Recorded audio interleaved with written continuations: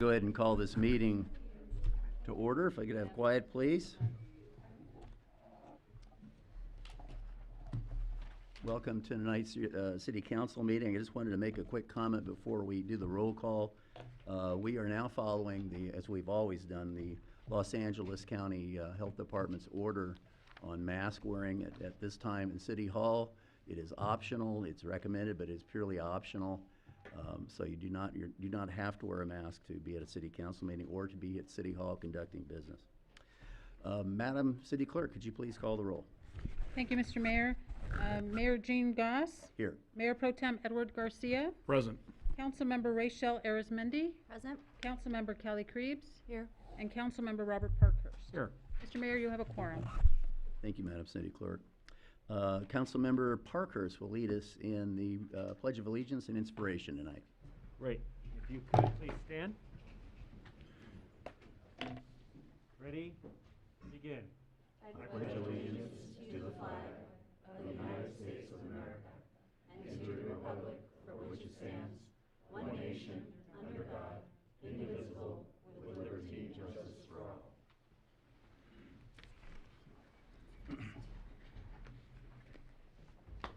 So whenever I'm up for inspiration, I always have a hard time narrowing it down. So I'm going to be on two things tonight. First, I want to take a moment to recognize the tragic events in Ukraine. And I want to encourage all Sierra Madrians to consider helping those people during this time of crisis.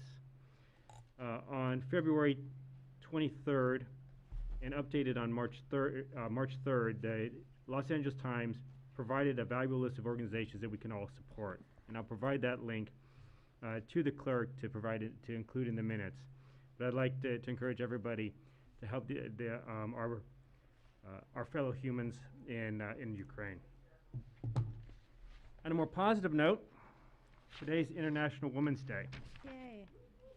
And this year's theme is Break the Bias. And it's a reminder for all of us to raise awareness about women's equality and celebrate women's achievements.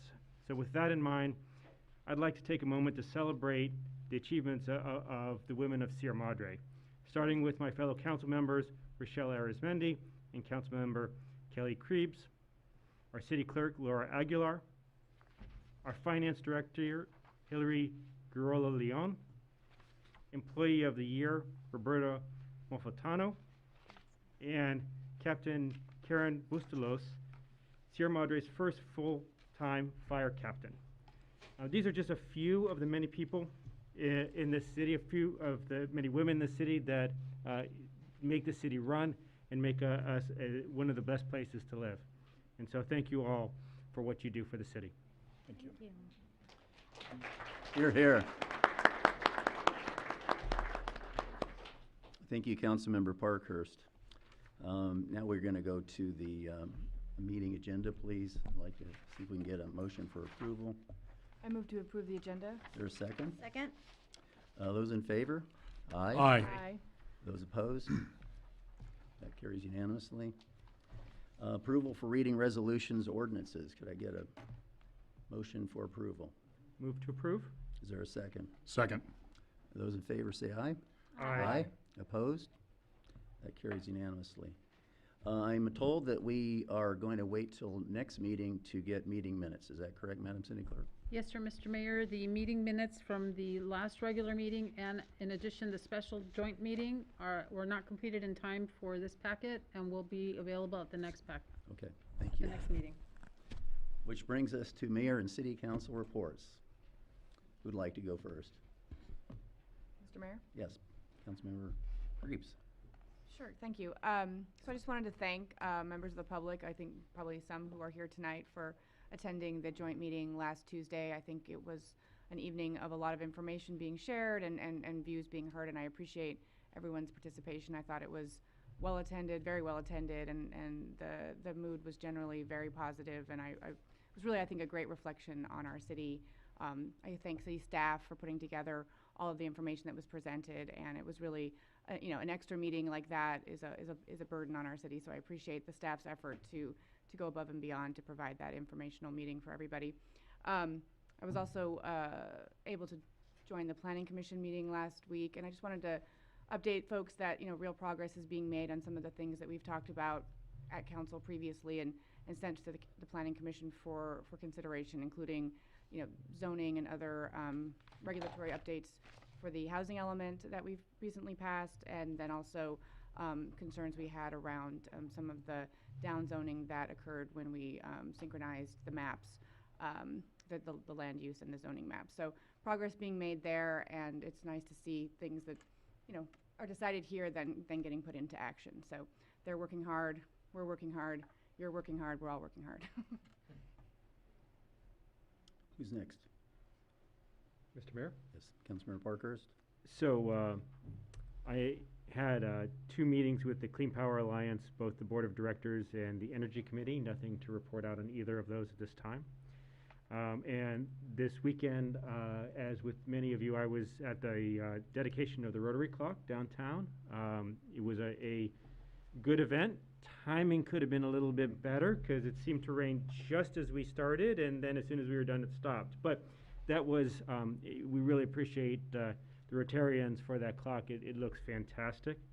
And then I was able to, from there, take a short walk up the street to R.T. Rogers' 4th anniversary, and it was a delightful event there, and good music, good food, and of course some good beer. So. Thank you. I can jump in. Yes. Just very quickly, and as a follow-up to the joint meeting with Planning Commission, really amazing turnout, 5 hours of deep discussion. I do want to encourage those that left after the public comment section to review the video once it comes out. I think a lot of the questions that were asked either via email or during public comment were answered at that time. I don't think the video is up I'll get to yet. Tomorrow. Nope. It's up. I'll announce it. Okay, great. And the mayor will announce that. But even for those of you that didn't attend at all, if you can indulge in 5 hours of discussion, it really does provide a lot of detail on the proposed project. Yes to the Rotary clock. It's great to see it. If you haven't driven up Baldwin or down Baldwin, it's great to see the clock there, and thank you to the Rotary Club for that. And then our Community Services Commission, we had our meeting, and I'm really excited that we have a presentation today that our chair and our member can share about the upcoming activities for community services and what they have on their agenda for the upcoming year, as well as the accomplishments over this last year. Thank you. Mr. Mayor, there's not much to add. I think a lot of us were at the same events. The joint meeting with the Planning Commission was long, but I believe all of us that are here at the dais, council members, we tried to articulate some of the questions that came from our residents and try to get answers to those questions. And I think that was one of the big reasons we had the meeting. So that went well. Obviously, the clock in Kirsten Court looks great. It looks like it belongs there. So thank you to Rotary, and also thank you to the Community Services Department and Commission for being in charge of the refresh of Kirsten Court that then allowed for this nice clock to be there. And I'll let you report out on girls softball. You did girls softball. I'll do, okay. Little League. Oh, that's right. You were, yeah, you did Little League as well. So we had Little League opening day and girls softball opening, Sierra Madre Girls Softball Association opening day. It was their first parade for softball, very much like the parade that Little League has. I was told that I was to speak at 9 o'clock. I arrived at 8:45, and Councilmember Arizmendi was already speaking on my behalf. So she did a great job. Lose, you lose. I could hear. Pro tem. So it was a great event. It's great to see the girls out there active and having fun and enjoying this community. I mean, there's so much in this community that's kind of reflected back from our youth sports organization. So that was a great event. It was. I have a kind of a significant report tonight. It's just, I just was involved in a number of things since the last meeting. I'm the liaison to the Chamber of Commerce here in the city, and they're very busy getting ready for the Wisteria Festival, which is going to be a big deal this year because we're coming out of COVID and we're really going to get it with both barrels. They believe it's going to be the most widely, best seen and most heavily attended Wisteria Festival we've ever had, based on ticket requests at this point. And also, I'm told that we're going to have 2 car shows in this one. There's going to be one at each end of the boulevard. We usually have one. So I think it's going to be real exciting. Yeah, I was at Little League opening day, which is very special to me, having spent so much of my life up there. And I got to speak and introduce the Little League opening day Grand Marshal, Lisa Carlson. And yeah, let's give Lisa a hand right here, because she's Mrs. Sierra Madre, and she sure has done a job for the people and the kids up at Sierra Madre Little League and Pony League, and it was great to honor her that day. And what a beautiful morning it was to be at Heasley Field. It just brought back so many memories. So that was a lot of fun. Also, I'm gonna get my glasses on here. My chicken scratch isn't great. Well, that same day, I got to attend a ribbon cutting of one of our newest businesses, Jolie Bridal, which is right down on, right next to Beantown? Beantown. And very, very, very promising looking business. So you might want to check that out if you get into the market. Also went to attended the Library Board of Trustees meeting as the liaison from the City Council. Not a whole lot there to report, though they were interested in the letter that we're going to be discussing later tonight about making requests for budgetary requests through Assemblymember Holden from the state legislature. So we'll come back to that. And I wanted to comment on the Joint City Council Planning Commission meeting that we had this past Tuesday. I thought it was fantastic. It was very well attended. Those of you who were not there, we had it at the middle school auditorium. And that's a very large auditorium, and we filled it. And we were there for 5 straight hours, and we went over a lot of things in great detail. And I was just really pleased to see so many people participate and so much detailed information out there for the public. We could have had more comfortable chairs to sit on for 5 hours. We're kind of spoiled with these padded chairs. We were on plastic folding chairs. But other than that, I think it was a great city event. And I wanted to comment that it's taken KGM a week to get that tape put together. There were all kinds of technical issues because we didn't run it live because of technical limitations at the auditorium. So that tape is now up, linked to our website as of today, and you can go in and see all 5 hours of it or any part of it, anything you like to do. But I think Councilmember Arizmendi is correct. I think that tape provides you with an opportunity, if you really want to invest the time, to really learn about this proposal that everyone's talking about up at the Meadows or near the monastery. It certainly won't be the last meeting we have or last discussion we have, but it's a good introduction for it, I think. And finally, I wanted to say something about the Rotary clock dedication, which most of us were at on Saturday. The Rotary Club here in town is one of those groups we have so many volunteer organizations that do so many things behind the scenes, and they never really get credit for it. And I don't think they really want credit, honestly.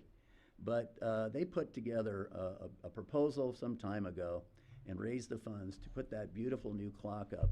And that kind of makes our Kirsten Court refresh complete. I like to say that was a beautiful ice cream sundae, and that was the cherry that we put on on Saturday. And I just wanted to thank all the people involved at Rotary, because they really went the extra mile, particularly Karen Swisher, last year's Rotary president, this was her brainchild, and she, through the force of her leadership, was able to get it considered and working with the city, get that realized. Okay, concludes my report. Mr. Mayor? Yes, Just please. one addendum. I just was thinking as you were describing the completion of the Kirsten Court refresh, also wanted to announce that the kiosk on the opposite side of the court now has our electronic sign board, or whatever we're going to call it, which in the refurbished kiosk. So that is now up as well, so that we have our electronic signage in that kiosk opposite the clock. So it really is, all the cherries are on the top. Yeah. Okay, that leads us to public comment. We'll take public comment now on items that are not on tonight's agenda, not on the agenda. Each A person will submit a yellow card to our city clerk, and will have 3 minutes to speak. Mr. Mayor, the first speaker card is received from Shirley Moore. Oh, on the wildlife issue? Okay, my apologies. Deb Sheridan is the next speaker card.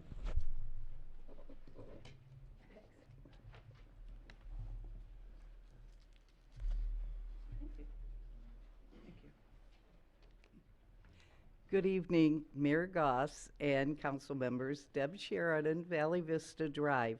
I would like to thank you for the Joint Council Planning Commission meeting last Tuesday. And yes, I was there for the whole 5 hours. But I do hope that you heard our repeated requests for a town hall meeting on the Meadows proposal, as well as getting second opinions on the very important issues that, in our opinion, were inadequately addressed last Tuesday and in the final environmental impact report. Another issue with the FEIR, we now have Volume 1 and Volume 2. When did this happen? There is no public listing of the process, the schedule, and what documents are being released. Where is our Preserve Sierra Madre 24-page report and the responses to the issues that we brought up? Because it was inadvertently omitted along with comments from 6 Sierra Madre residents from the first final environmental impact report originally posted on the website, it was added approximately 2 weeks later as a separate document. But that document is no longer on the site. There is no explanation to clarify where it is now or why there are 2 volumes. Should we expect another final environmental impact report? And if that occurs, how will we know? You must realize that we residents are trying hard to keep up with what is happening with the Meadows project, and the facts keep changing, especially without exact dates on the reports. Another iteration of the specific plan has appeared as well. Is it any wonder that the residents are so suspicious about what is happening with the monastery property? We've been told over and over that City Council cannot respond to our questions. So how do we get our questions answered, particularly this one? And I thank you very much for hearing our concerns, and always thank you for what you do for the city. And I don't know how you can keep up when we can't. Some of us are retired and we can't keep up, but thank you.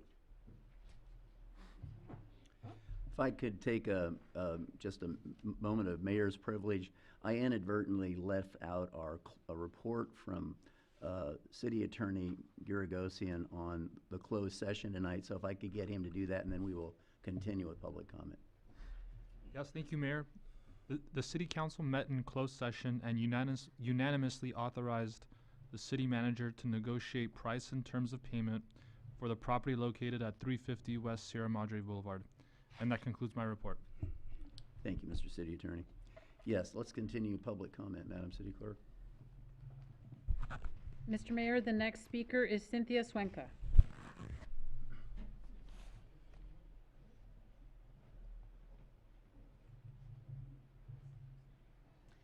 Good evening. My name is Cynthia Swenka. I'd like to speak about the Paramount filming titled The Offer that took place at the Villa this January and was featured in the Pasadena Star News this Monday. My address, 239 Wilson Street, with someone else's name, not mine, not my husband's, appears to be listed on this signature sheet. This also holds true for neighbors that live on Wilson, Grandview, and Highland. This particular Paramount production initially raised my curiosity because I received a memo after filming started, yet never received a signature sheet, and I've lived here for 3 years and have always received a memo with a signature sheet. I was home, witnessed the person taping the memo to the door. No signature sheet accompanied the memo. I contacted Lauren Hines on January 21, 2022, asking how I go about requesting public records. She gave me the link to the portal, and my request is number PR 2022-9. After 26 calendar days, I contacted Ms. Hines again, saying that I never received a response to my records request. Ms. Hines stated that the records were submitted to fulfill the request and Laura Aguilar would be the person to further assist me. At that time, I asked Ms. Hines, Ms. Aguilar, and Rebecca Silva when I would receive the records. I did not receive an answer. After 39 calendar days, I once again emailed all three ladies, letting them know that my records request still remains unfulfilled. It's now been 46 days, and my records request remains unfulfilled, violating Government Code Section 6253. And it's just curious to me, this signature sheet that I've seen from others has a whole bunch of addresses listed, incorrect names, and even incorrect streets like West Wilson and West Michelinda, things like that. So that's what I wanted to say. Thank you for your comment. James? Time? PR 2022-9. Okay. Mm-hmm. Thank you.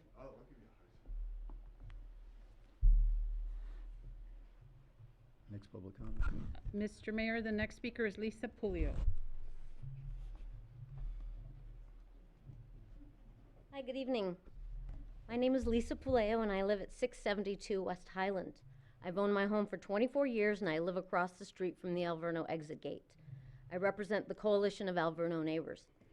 You may not know me, but you know my name from the front pages of most of the San Gabriel Valley paper, the Orange County paper, the San Fernando Valley paper, Los Angeles, and other newspapers from yesterday. You will know my face after tonight because I was on Eyewitness News just now.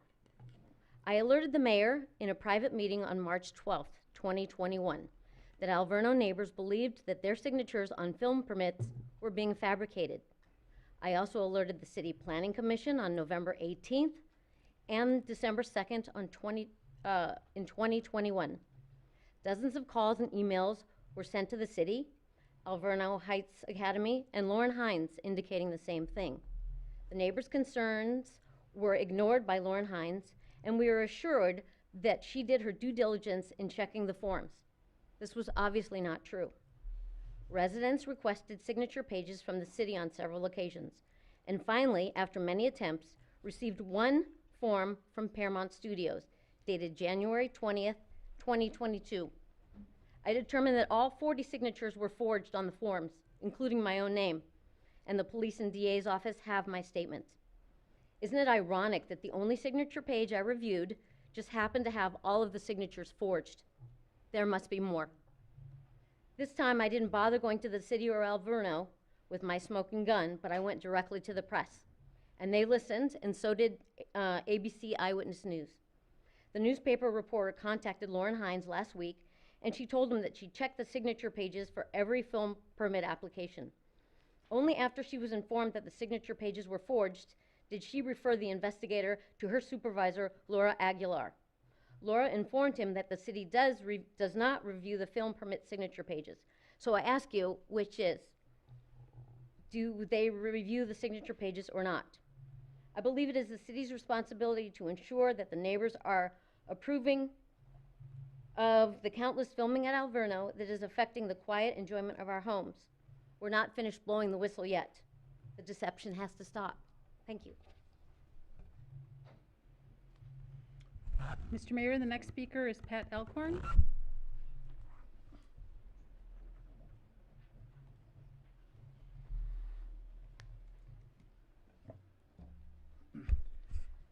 Good evening, Mayor Goss and council members. It's Pat Alcorn here. First of all, I would like to thank you for the meeting on Tuesday night. It wasn't what I expected, and I'm really glad to have some of my questions answered. Still would like to see a town hall where it would be a question and answer format with the ability to ask follow-up questions. But I'm here tonight to talk about the obvious. Passionist fathers have applied for a zone change to build a housing project on their property. Following a discussion with the city manager, and I'm sure with a give and take on both sides, the MOU was legally set up to facilitate the development. It was signed by both parties and sent to the city council for approval and was approved in 2020.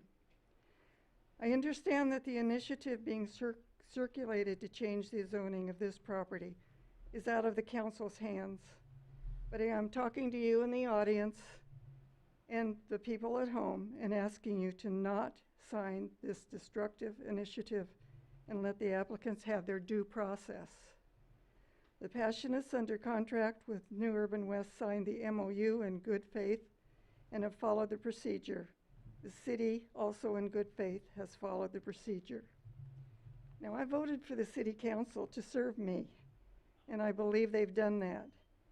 I believe the initiative that is being circulated to change the zoning of the Passionists property is so restrictive that it is taking away their property rights.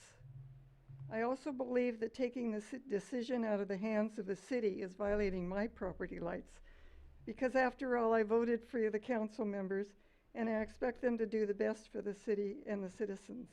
Taking this out of their hands is not right. This process should continue through the Planning Commission and then to the City Council, where they can either deny or approve the application. Give the applicant the rights they deserve. Please do your homework, citizens. Do not sign this petition. Thank you. Thank you, Ms. Alcorn. Mr. Mayor, the next speaker is Kristen Stevens.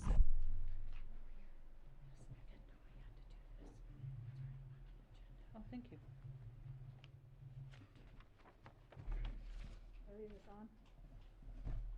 You may take it off. It's optional, but you can have it on. All right. My name is Kristen Stevens. I'm representing my family at 717 West Grandview, across from Alverno Heights Academy. I'm here regarding the filming permits and the failure of our city to comply with several of my Brown Act document requests. One document request has been halfway complied with. The excessive filming going on at Alverno Heights Academy and the Villa is more than a mere intrusion. It is a disruption to our lives and how we live in our home. It is another continued assault on our American dream by the overuse of Alverno Heights Academy, and we feel some certain city employees are assisting them. This is not about one film like that news article said. It's about many, and we're sick to death of it. It's constant filming, it's back to back. I have lots of emails going to Lauren Hines, to Rebecca, to the city council, asking why can't we get some relief? Why is the city code not adhered to? Why is the lawsuit not agreed to by Alverno and some neighbors not being adhered to? It is the profound noise, it is the lights directed into our home, explosions, fumes from diesel trucks, generators make us ill, filming until 3 a.m., 5 a.m. start times disrupt our sleep. I personally have PTSD from being bullied by film crews and Alverno's film liaison, Andrea Bertolini, if I or anyone in my family have complained. The traffic, the failure of our police department to understand what is city laws and the city code when we call and say, there's a drone flying over my house. They're harassing me. I guess they figured out who I was. The drones are flown over our home and backyard, violating our privacy, and it's harassment. The falsified documents make us mistrust our city. I'm a 31-year resident, withholding pertinent details from neighbors as to what a film shoot will actually entail and for how long is purposefully deceitful and lying by omission. The Paramount film, that was just one, had 100 crew members, 6 actors, 21 bodyguards, 2 condors, a honey wagon, 1 scissor lift, 25 trucks, which included several semis, 150 cars, and 2 generators. That was all left out, and we were told it was a 1-day shoot, and that was a lie because it was a 5-day shoot and they were on property. I was alerted by a neighbor who said, I work in film and I see what's going on. And I said, you know, we've been assuming that. There are film shoots going on and crews on site, and when I call the Alverno liaison, I am told that is not true. So I have documented. We've contacted so many people. We just want to know why the city continues to not comply with our records requests from September 2021 and February 2022. Keith and Kristen Stevens, we really hope one day we can sit down with you, with other citizens, and let us help guide you through maybe getting an unbiased film outfit like filmla.org, but there's a lot of other code issues that need to be addressed that are being violated. we have the right to the quiet enjoyment of our home, and it's just not happening. Thank you. Thank you, Ms. Stevens. Next There are no other speaker cards, Mr. Mayor. Is there any further comment on items that are not on the agenda? Okay, hearing none. Did you want to comment? Mr. Mayor, did you want to do emails? Were there any emails? Do we have emails? Mr. Mayor, there were no emails received. So Mr. City Manager, did you want to make any comments on that? Mayor, so we do have an ongoing investigation. Our police department is investigating, and they're following up with area residents. And so, yeah, that's our comment regarding the filming at the Alverno. We're also working with our city attorney. We've met to discuss filming and look at what the options are going to be for the future. Thank you. Okay, now next we're going to do presentations. I'm guessing that's why a lot of people are here, and that's great. The first presentation will be by Fire Chief Brent Bartlett on the implementation of the Reserve Firefighter Program. Chief Bartlett.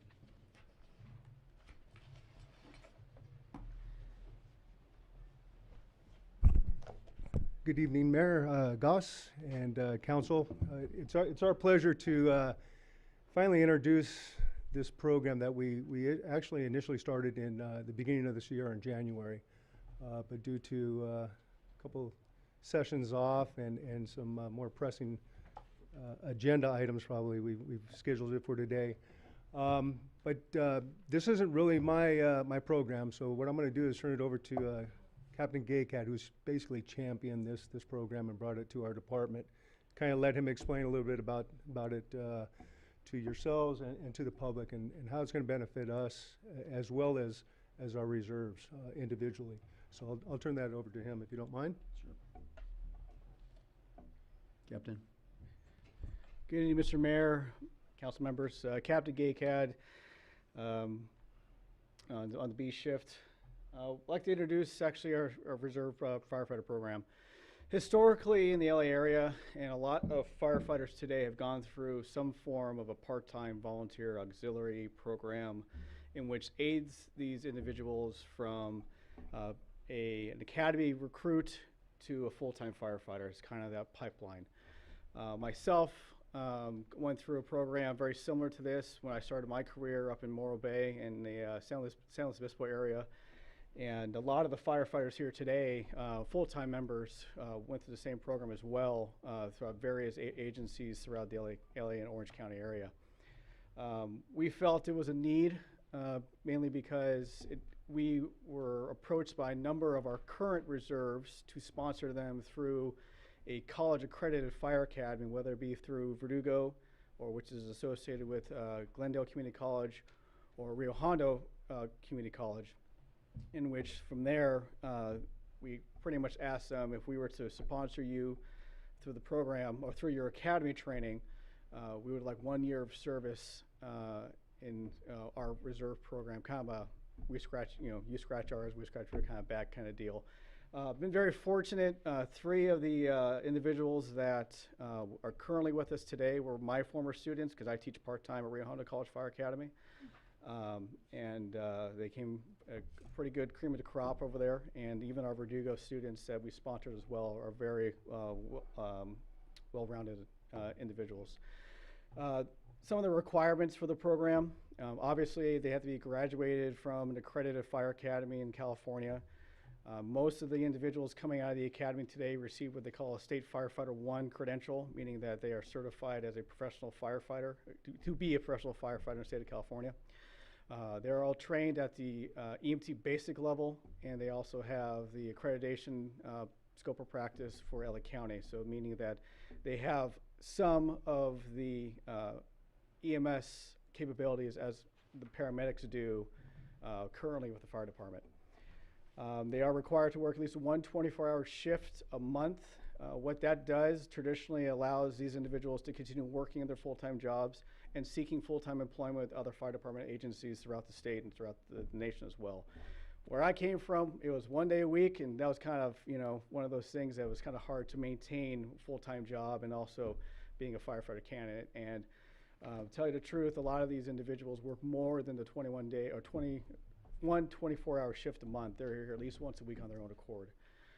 There's 2 reserves assigned to each shift, so that we only have a total of 6. Mainly reason we do that is because the continuity for training, and allows the crews to get to know those 2 individuals very well, because continuity in the fire station is half the battle that we deal with.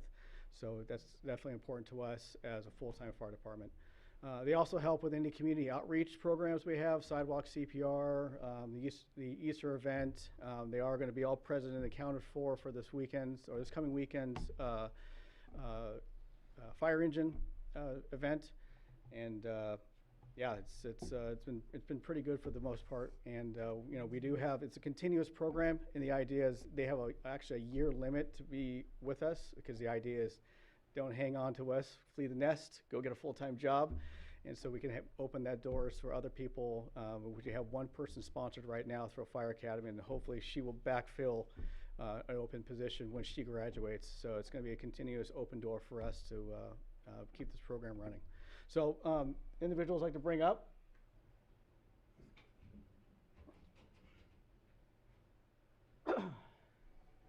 So these are actually 5 out of the 6. The 6th is actually in paramedic school in the southern Orange County area, so the drive up to Sierra Madre would have been a little beyond our presentation time. Over to the right here is going to be Seth Silva, graduated from Rio Hondo. Next to him is Tori Volmer, also graduated from Rio Hondo as well. Tori is actually a former silver medalist in ice skating. Wow. James Leon graduated from Verdugo Fire Academy. He was one of our first sponsored cadets. He is actually a statistics teacher on the outside. Wow. Chase Prue, he was not sponsored by us, but he was the little fly in my ear because we filled our sponsorship program, and he continuously tended to bug me about how he can volunteer for the department, and there he is now. And then Lance Hollinsworth was actually our very first sponsored cadet. Lance is a former Torrance police officer, and so he's crossed the appropriate lines to join the good side. So, yeah, so here they are. So any questions? Any questions from the council? Not a question, but I just, it's great to see this in action and to see that we're fully staffed with reserve. But I really look forward to this being an ongoing program, and I'm grateful to hear that this is the intent. Two more things I've alluded to is actually Portia Neal, who's another reserve with us. She's currently right now, like I say, she's in paramedic school, and you know, she comes with a wealth of knowledge and EMS experience. But also the other thing too, just to kind of dovetail on the comment made, this is looking like to be a pipeline program for us in order to find full-time employment with our own agency as well. So there are some things we are kind of working with in order for that dream to come to fruition. So, Chief, got anything?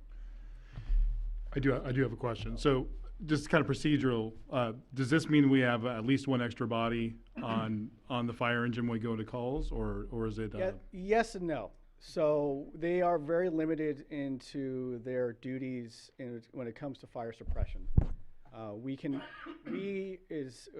The liability of us putting these individuals into what we call IDLH, which is immediate to life and death health, into a situation where harm them would put us in great risk.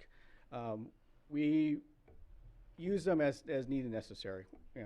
Establishing water supply, helping move hose across doorways or whatnot. They're not actually going inside the room and contents. But they are also helping with the full scope of practice as an EMT when on calls. We're not holding them back. So if they're able to do it, which they are all trained to, we get them in there and we get them dirty. For example, James Leon was here during the wind event about last month, ran 36 calls, his first time on a fire engine, and did CPR for the very first time ever outside of a classroom. Wow. So they are getting that medical experience as well. Fantastic. We're grateful to have you. Yes, we certainly are. Any other comments? Okay. Thank you, Captain. Thank you, Chief.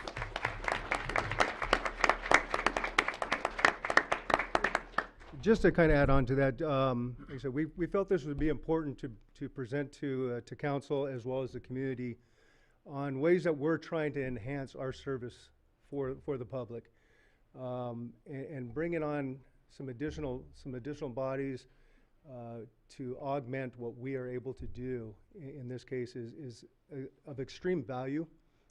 Just for the instance that we said, when we go on medical calls, we do full arrest and everything.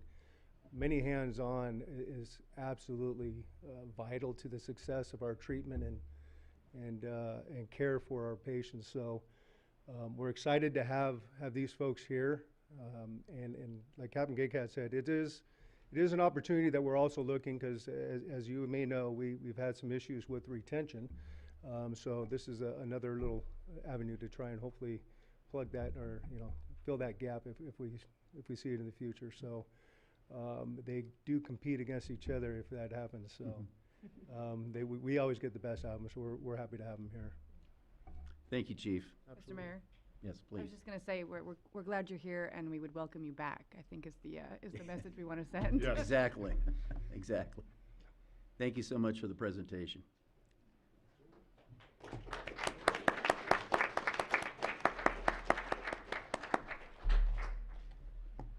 Next, we're going to have another presentation, a ceremonial badge pinning for Fire Captain Christopher Bertrand and Fire Engineer Ryan Tornsello. Gentlemen, if you would come up, please.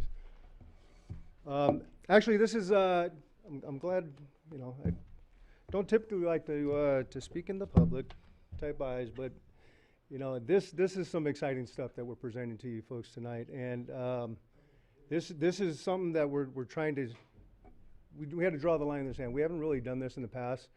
And I find it that it's very meaningful, not only to our members, but to their families, who also dedicate a lot of time to be able to recognize the work and effort that our firefighters put in to gain these promotions, to further enhance their education and their skill set as firefighters.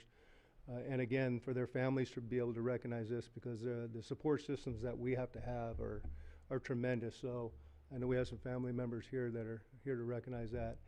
And also for the public, just to realize the good work that we're doing. Wasn't long ago where the future of our department was kind of in question, and the community stood behind us 100%. So we appreciate that, and in return, we're making sure that we do our best to enhance the skills, to drive training, to look for opportunities for promotion, and in some cases bring in some individuals that are going to also raise the bar for our department as far as our training, our skills, and our professionalism goes. So with that, like I say, it's going to be my honor, if I could, I'd like to introduce to your right, and the audience's left here, is Ryan Tornsello. We'll start with him if we could.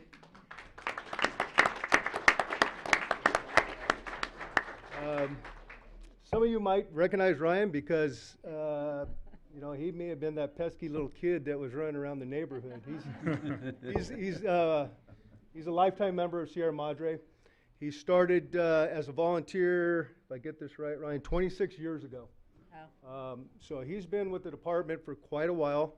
Like I said, gone through all models. Volunteered his time, went to paramedic school, put himself through paramedic school, and became one of our first part-time paramedics at that time. But when we had the beginning of the Advanced Life-Saving ALS program.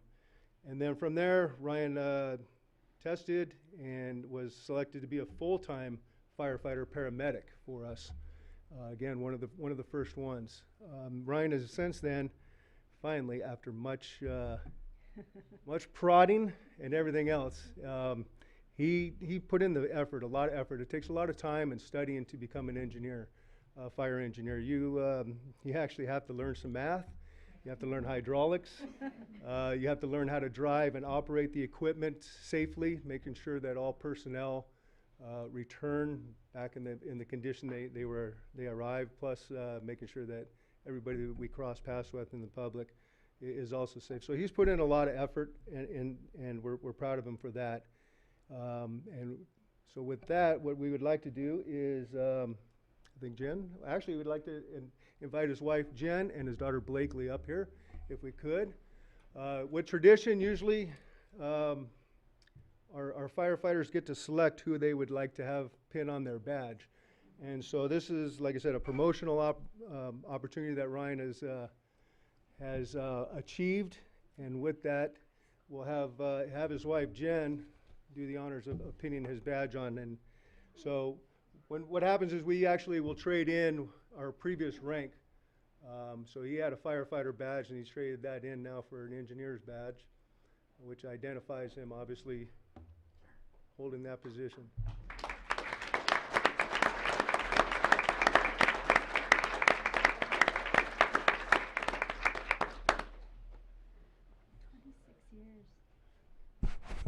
All right.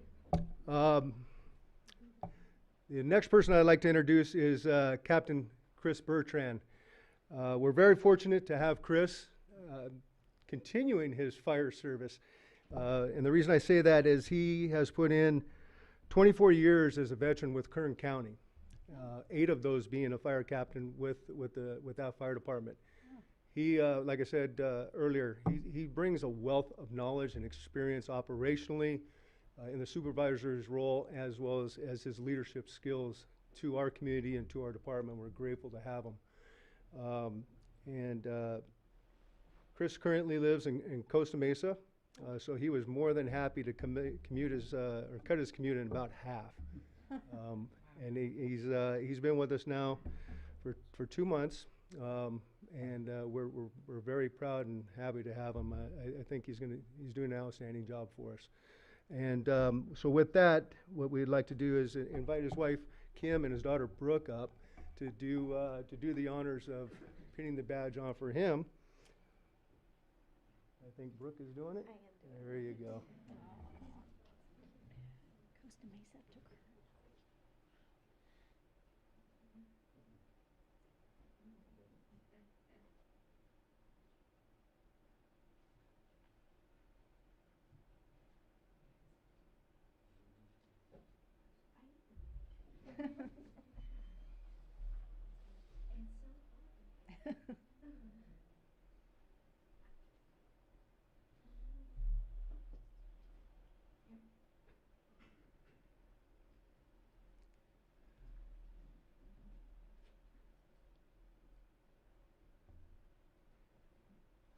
And it's a good thing the badges are not part of our turnout time to get on call. It might take us a while to get there.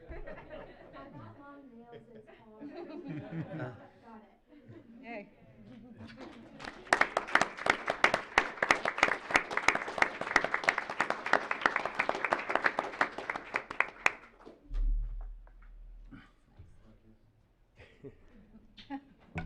Chief, could we get a picture with these 2 men with our council? Absolutely, we'd love to.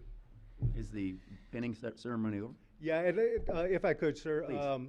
Just like I said, we're very proud of the progress we're making in the fire department. It's always been a good department. We've served the public very well, I believe. But with anything, there's always continuous improvement. There's always the opportunity to enhance what we do.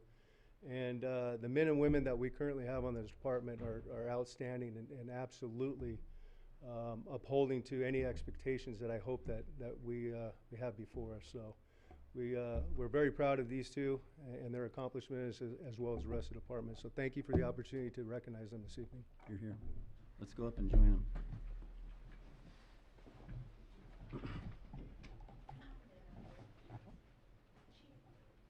Natalia, you'll take care of it? Thank you.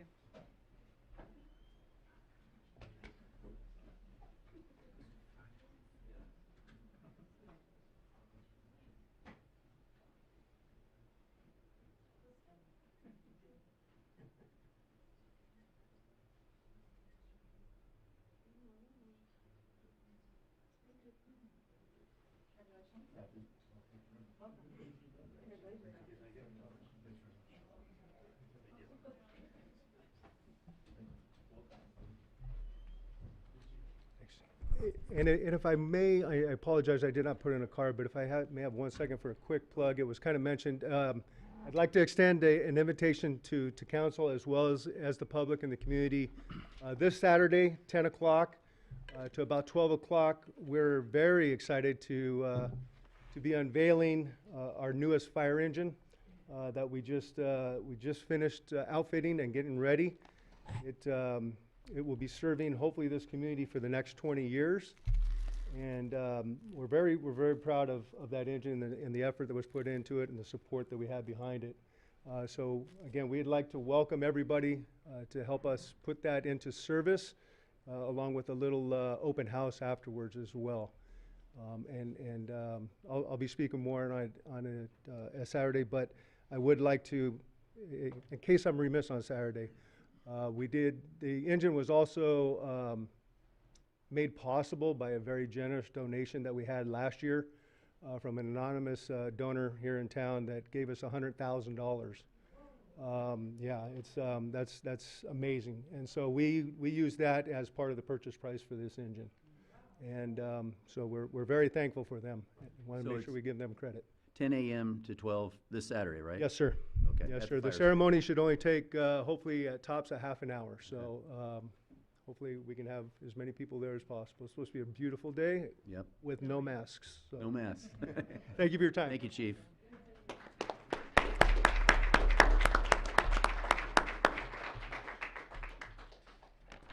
Okay, next up, we have a presentation by the Community Services Commission. I think we have the chair with us tonight, Chair Ruinski, and Commissioner Sullivan is here.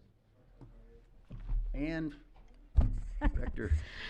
Good evening, Honorable Mayor and City Council and community. I just wanted to do a proper intro.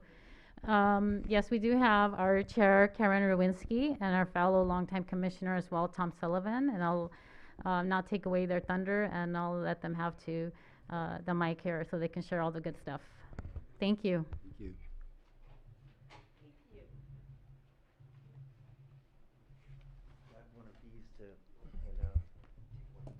Thank you, Commissioner.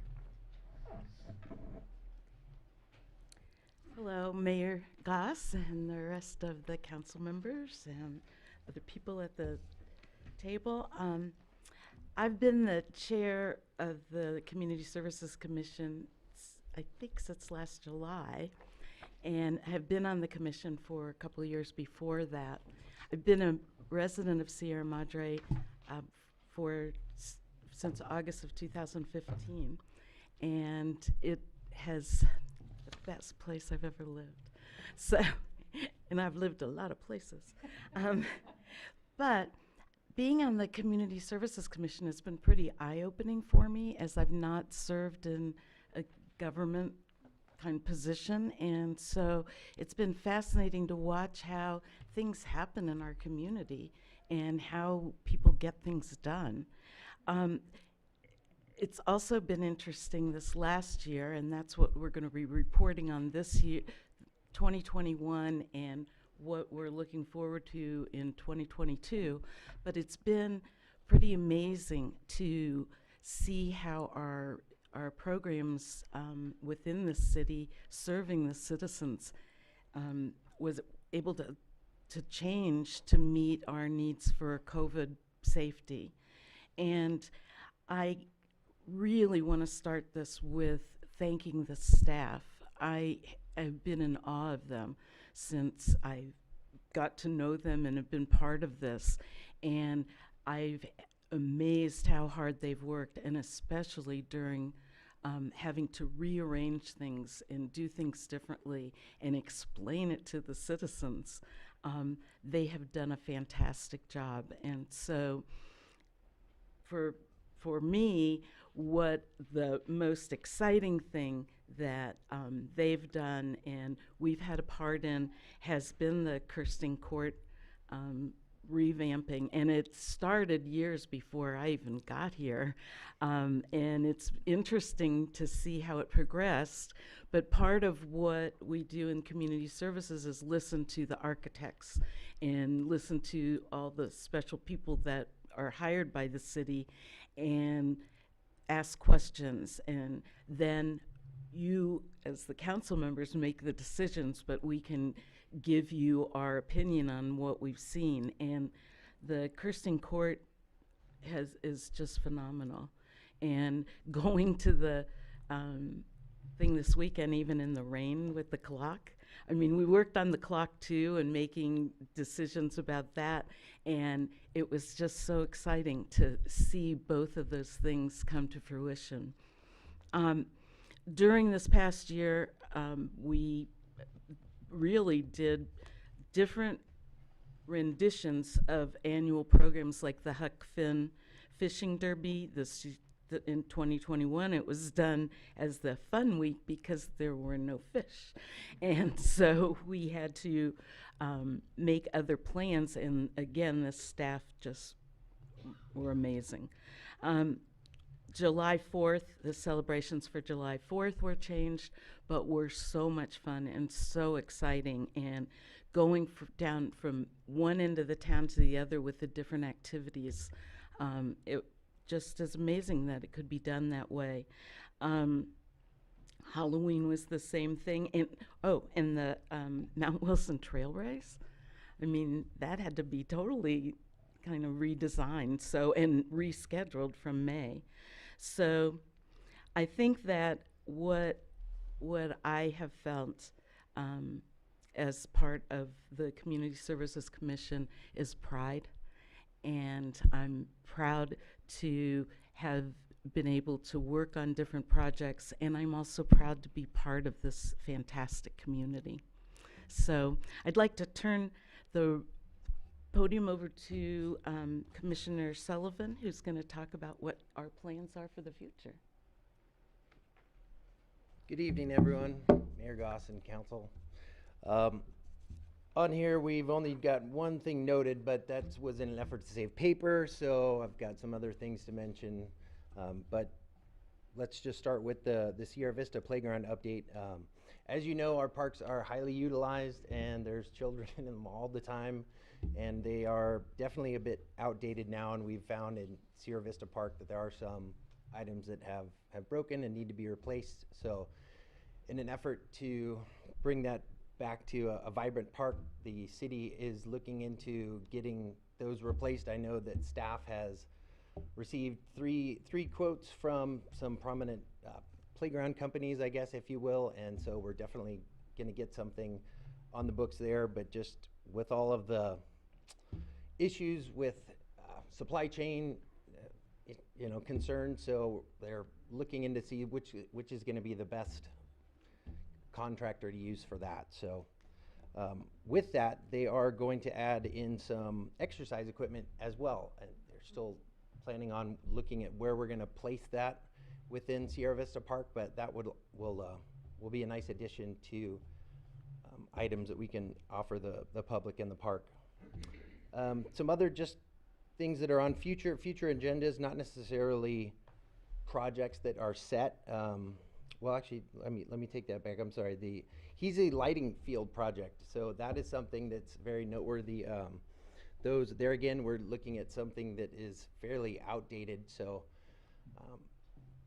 there's new lighting that is LED. It's really kind of amazing the way that these lights can now project the lighting down onto the field.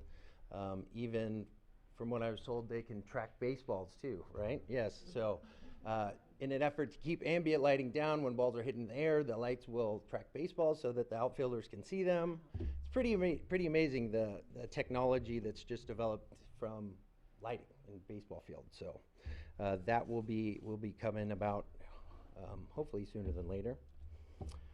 Maybe we'll get lights at Dapper one of these days. I don't know.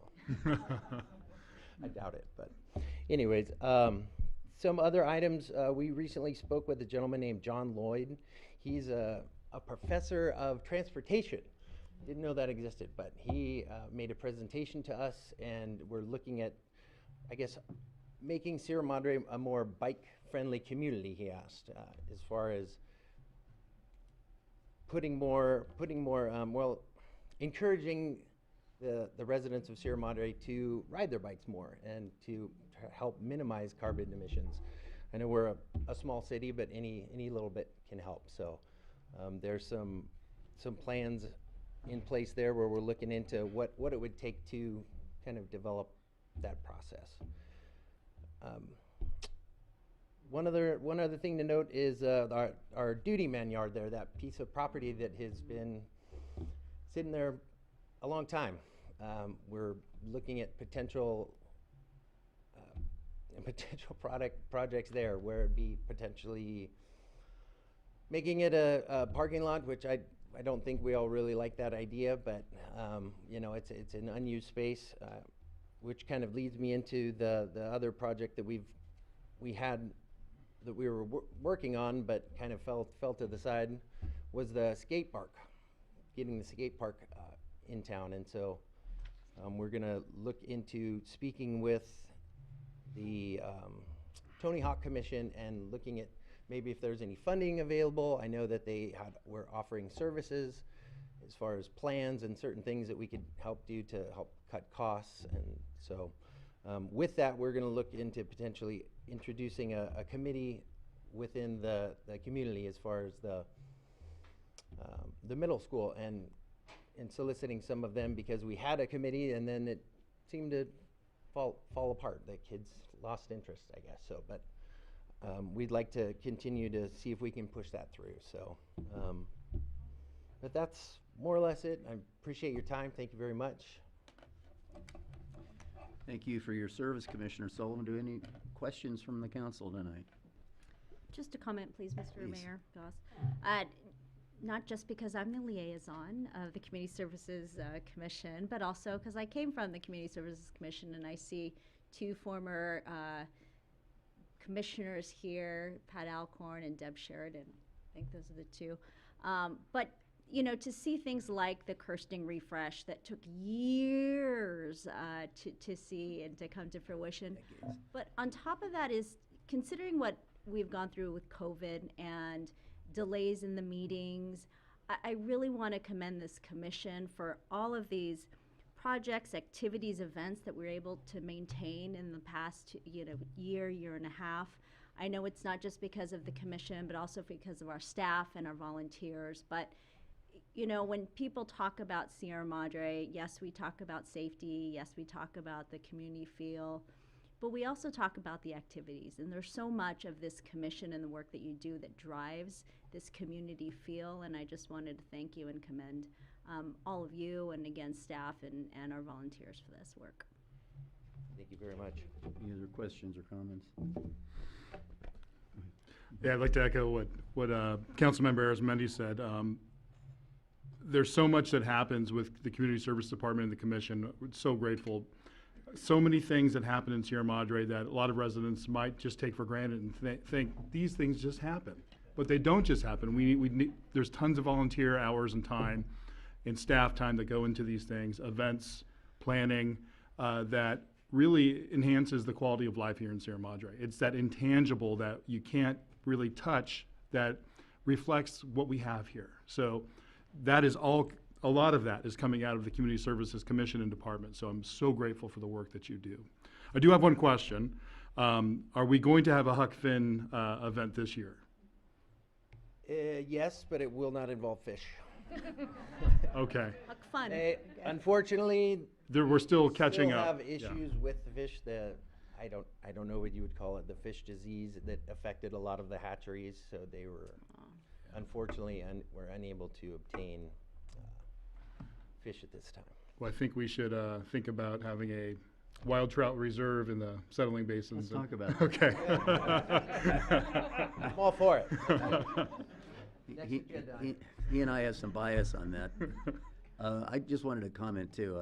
The Heasley lighting, goodness, we were talking about that years ago. In fact, I remember talking to some old timers when I first got involved with Little League maybe 15 years ago, and how they told me about how those lights were put in and what a monumental civic job that was to put those lights in at the time. And so I think we've gone full circle, and now we're going to put the newest technology that's out there and save some carbon, I suppose, and some money on electricity, and maybe actually make it safer for the kids too, and won't take forever for them to warm up, I'm guessing. No. From what I've told, you can turn them on with your phone. Right, yeah, it's amazing, yeah. And also, I wanted to give you kudos for working on Sierra Vista Park, because that's such a well-used park. And those facilities are getting quite worn out. So kudos to you guys. And thank you for the report, and to you too, Commissioner Rinsky. Thank you very much. Okay, where am I in my agenda? Aha. Which brings us to our consent agenda. Madam City Clerk, would you like to just cover that? Thank you, Mr. Mayor. Before the City Council for consideration are two consent items. Consent item A is consideration of Resolution 22-13, approving certain demands. It is recommended that the City Council approve Resolution 22-13, approving payment of city warrants in the aggregate amount of $195,265.59. Additionally, Sierra Madre Library warrants in the aggregate amount of $3,943.20. And lastly, payroll transfer in the aggregate amount of $411,697.14 for the fiscal year ending June 30, 2022. Consent item B is consideration of a memorandum of understanding with the Clean Power Alliance to participate in the Power Ready program. And it is recommended that the City Council authorize the city manager to enter into an MOU, a memorandum of understanding, with the Clean Power Alliance to participate in the Power Ready program. That concludes my report, Mr. Mayor. Thank you. Are there any questions from the council on items A or B? Mr. Mayor? Yes. With respect to item B, I just had a couple of questions about the Power Ready program. Thank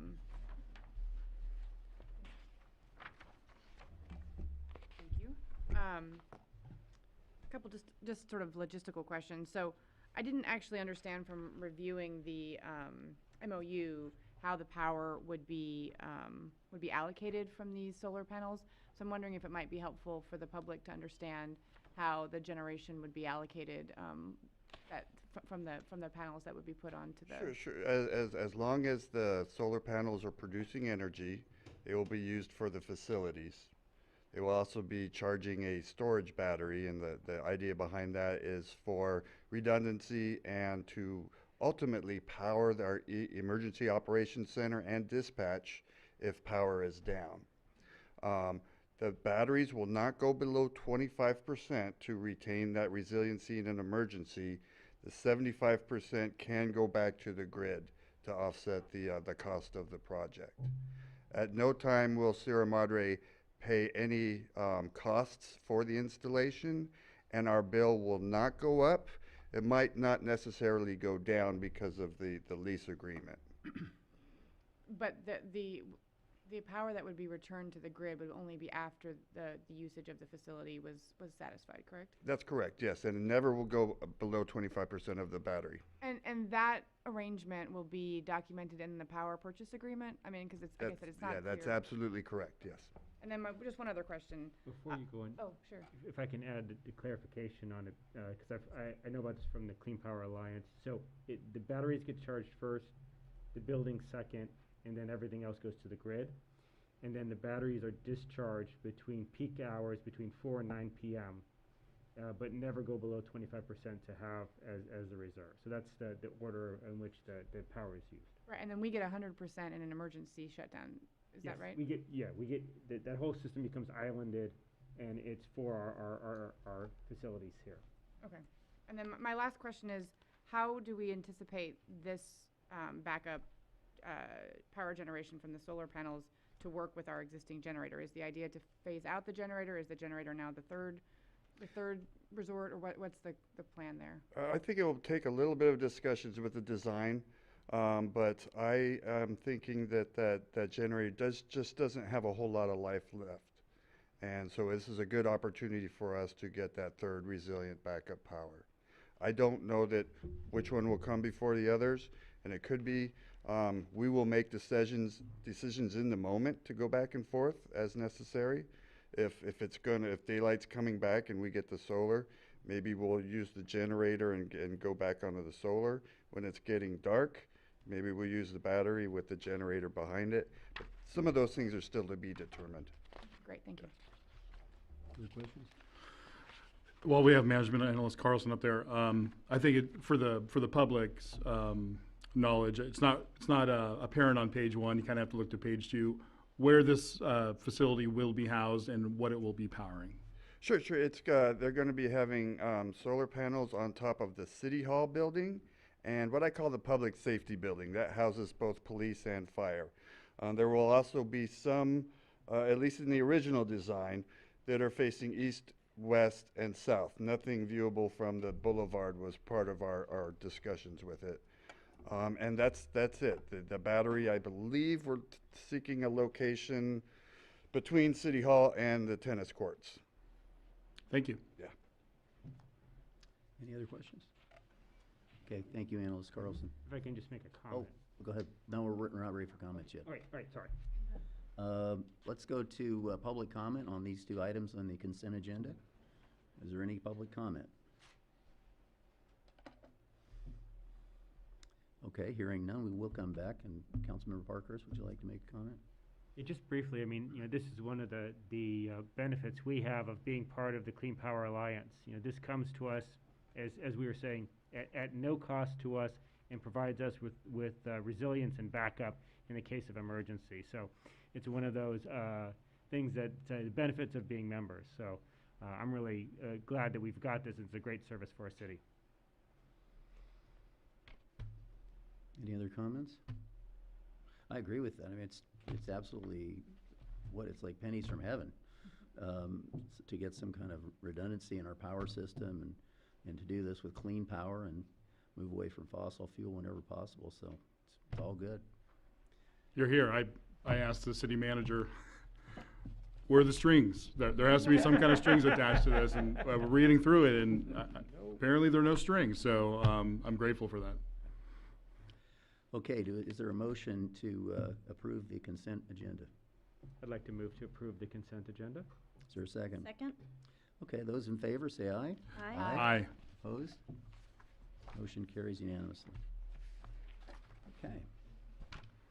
That leads us to our public hearing, which involves a resolution of the City Council of the City of Madrid adopting fiscal year 2020-2021 budget adjustments and appropriating the amounts projected. And I see Finance Director Urola Leon is here. Yes, I'm here. So I'd like to turn it over to you. All right. We're just pulling up the slides.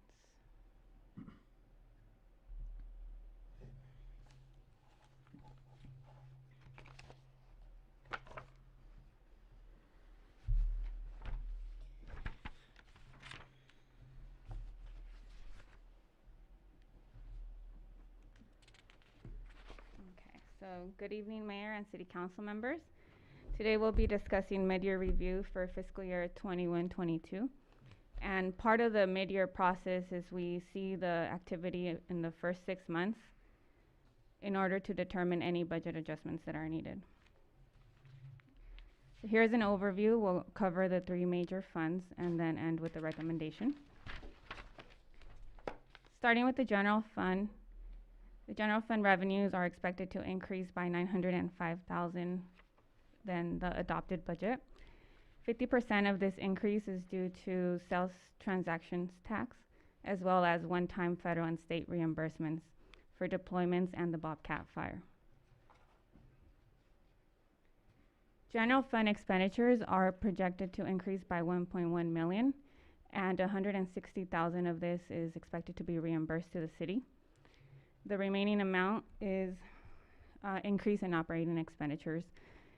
Some is for public safety payroll costs, and we have also seen an increase in permit reviews, and that will increase our expense as well as our revenue. Overall, in the general fund, we expect to end the fiscal year with a 2.1 change in fund balance. And this was mainly due to the city's 2-year COVID response plan. At the beginning of the pandemic, there was uncertainty of how it was going to affect revenues and expenditures. And while other cities were recommending layoffs or reduction in service levels, City of Sierra Madre implemented one-time reductions in order to avoid that. And these one-time reductions in the general fund were accomplished by using reserves and other funds that could afford that additional cost. So we are expected to see those 1.2 million in next budget be once again in the general fund. So the water fund,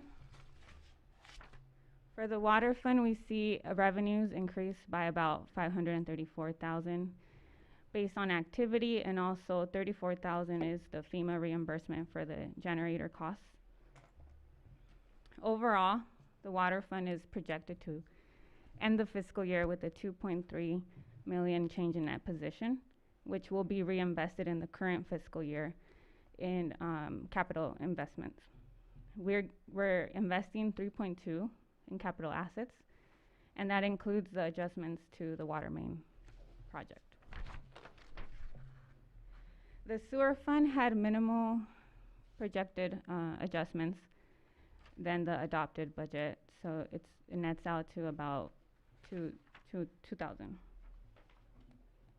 The recommendation today is approval of Resolution 22-12, adopting the budget adjustments and the amounts projected. And I can take any questions. Thank you for an excellent report. Do we have any questions for the Finance Director? Mr. Mayor? Councilmember Parker? Director Guerrero-Leon, you said that there were one-time reductions as a part of COVID. Can you tell us a little bit about what those one-time reductions were? Yes, for example, the CalPERS required annual payment was budgeted out of HR fund instead of the general fund, and that was a one-time amount of about 400K. So that's one. Also, we had another fund that could absorb some payroll costs for public safety. So those are coming back to the general fund. Thank you. Mm-hmm. Director Guerrero-Leon, yeah, so just kind of expanding on that, we see, as we've seen over the past few years, a nice increase in the reserve for the general fund. Residents might be saying, well, why am I still getting taxed, right? As we think on a go-forward basis, especially given Councilmember Parker's question, it sounds to me, or I know because I was looking at the information, we had fund balances and we're able to take care of some of our expenses with fund balances rather than touching our general fund. So once those fund balances are evaporated or gone, we have to go back to the general fund in order to fund the things for operations. So on a look forward basis, I'm assuming we will not see $2 million in general fund reserves given everything else equal, given our level of service in the city. Is that correct? Yes, the operating costs, correct. The reserves can be used for future capital projects that we project out. But my question is, we're not expecting in future budgetary cycles, all other things equal, reserve increases of this magnitude? Yes, correct. Okay, thank you. Other questions? Mr. Mayor, Yes, just Councilmember one quick Arizmendi. question. Can you expand a little bit more on what other revenues are in the general fund?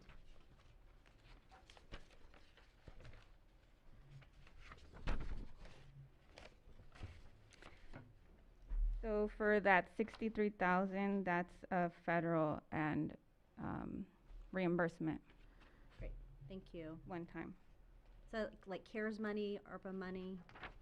Yeah, so it's like miscellaneous one-time amounts. Thank you. I'm curious. You see an uptick of $280,000 in sales tax. Do we have any theories on what happened there? So this was the first full year of collection of the sales Measure S. So we didn't have like trends or information to budget. But for the latest HDL, our consultants' budget, that's the increase we are expecting. That's the money we get and the county doesn't get. Yes, correct. Okay, that explains it. Any other questions? Mr. Mayor? Yes. Councilman Reeves. On that note, I mean, that was my question as well, is do we expect, we had to adjust for the increase because as you mentioned, our projection, was uncertain. Do we expect this to be the normalized level so that this level of funding is what we're using to project for future revenue projections? Yes, in our projection for next fiscal year, it's around the same amount, 1.2. Thank you. Okay, I think we're good with the questions. Thank you for answering those questions. But stay there, we may need you in a minute. I'm gonna throw this open to public comment. It is a public hearing, so I'd like to open the public hearing and seek comments on this item. I'll be patient. Okay, hearing none, we'll bring it back to council.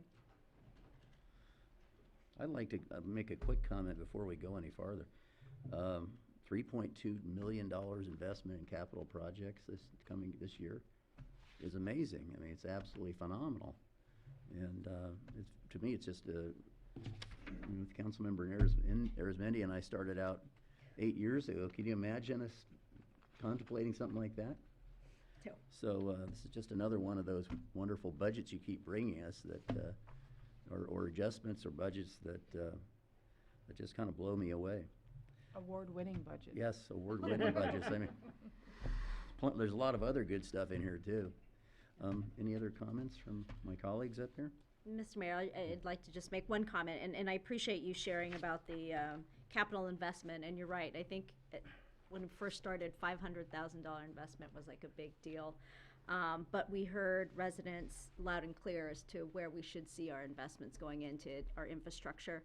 But I also want to make a comment about our budgeting process, and I know we've talked quite a bit about our zero-based budget, but you know, the fact that we are very conservative in our approach, it's so fun to see these revenues that we were wrong about it and we underestimated them.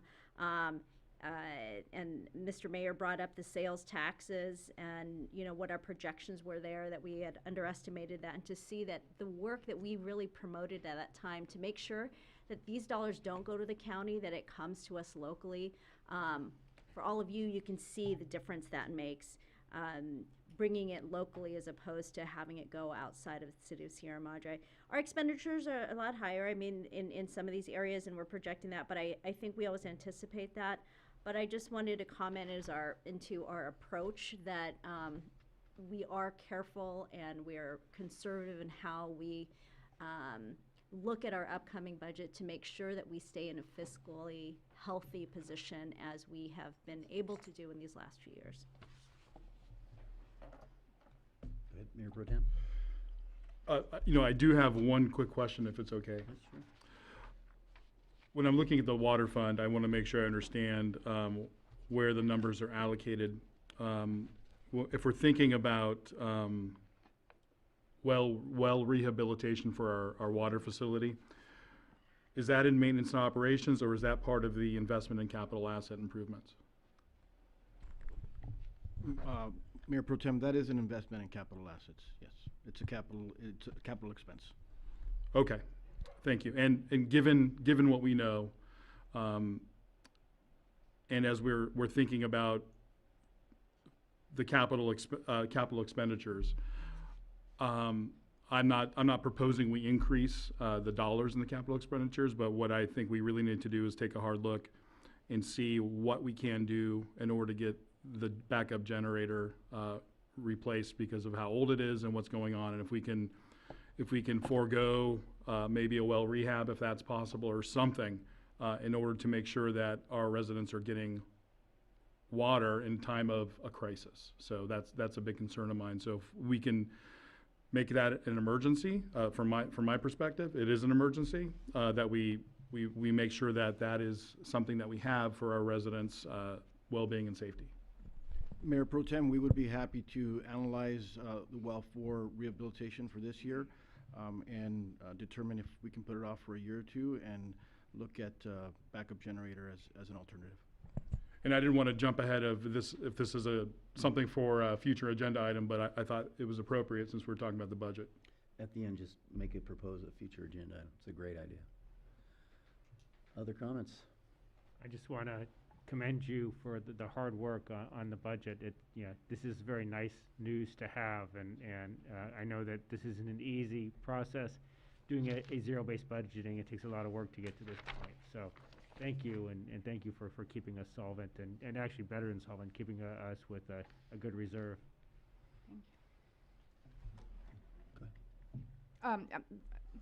Kudos as well as everyone. I just also wanted to point out for the public that the vast majority of the increase on the expense side, was due to payment of our public service employees and all of the hard work that they've been doing during the COVID and the pandemic, and all of the extra effort that they had to put in, given issues within the department themselves and covering for each other. So I just wanted to commend them and their service during this time. And I think a lot of those increased expenditures, particularly around overtime, are somewhat one-time events because of the pandemic and the strains that put on our city staff, and particularly in public safety. So again, kudos to them, and kudos to you for all the hard work to make sure that we have the money to pay them for their service. Thank you. Okay. So we need to approve this. So let's see if I can solicit a motion for approval from someone. I move to approve the budget adjustments for the fiscal year 2021-2022. Is there a second? Second.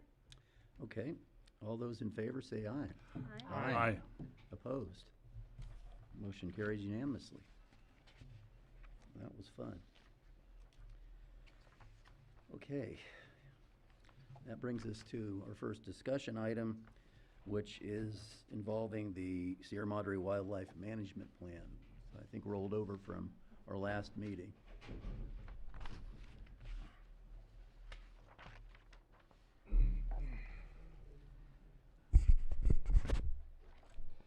Good evening, Honorable Mayor and council members. Staff is recommending that council provide staff with direction on how further steps to take concerning the bears within the city. As you recall, the last February 22nd City Council meeting, we discussed adoption and implementation of the Wildlife Management Plan, as well as incidents involving 3 bears in our canyon area, and that's Bear 508 and her 2 cubs.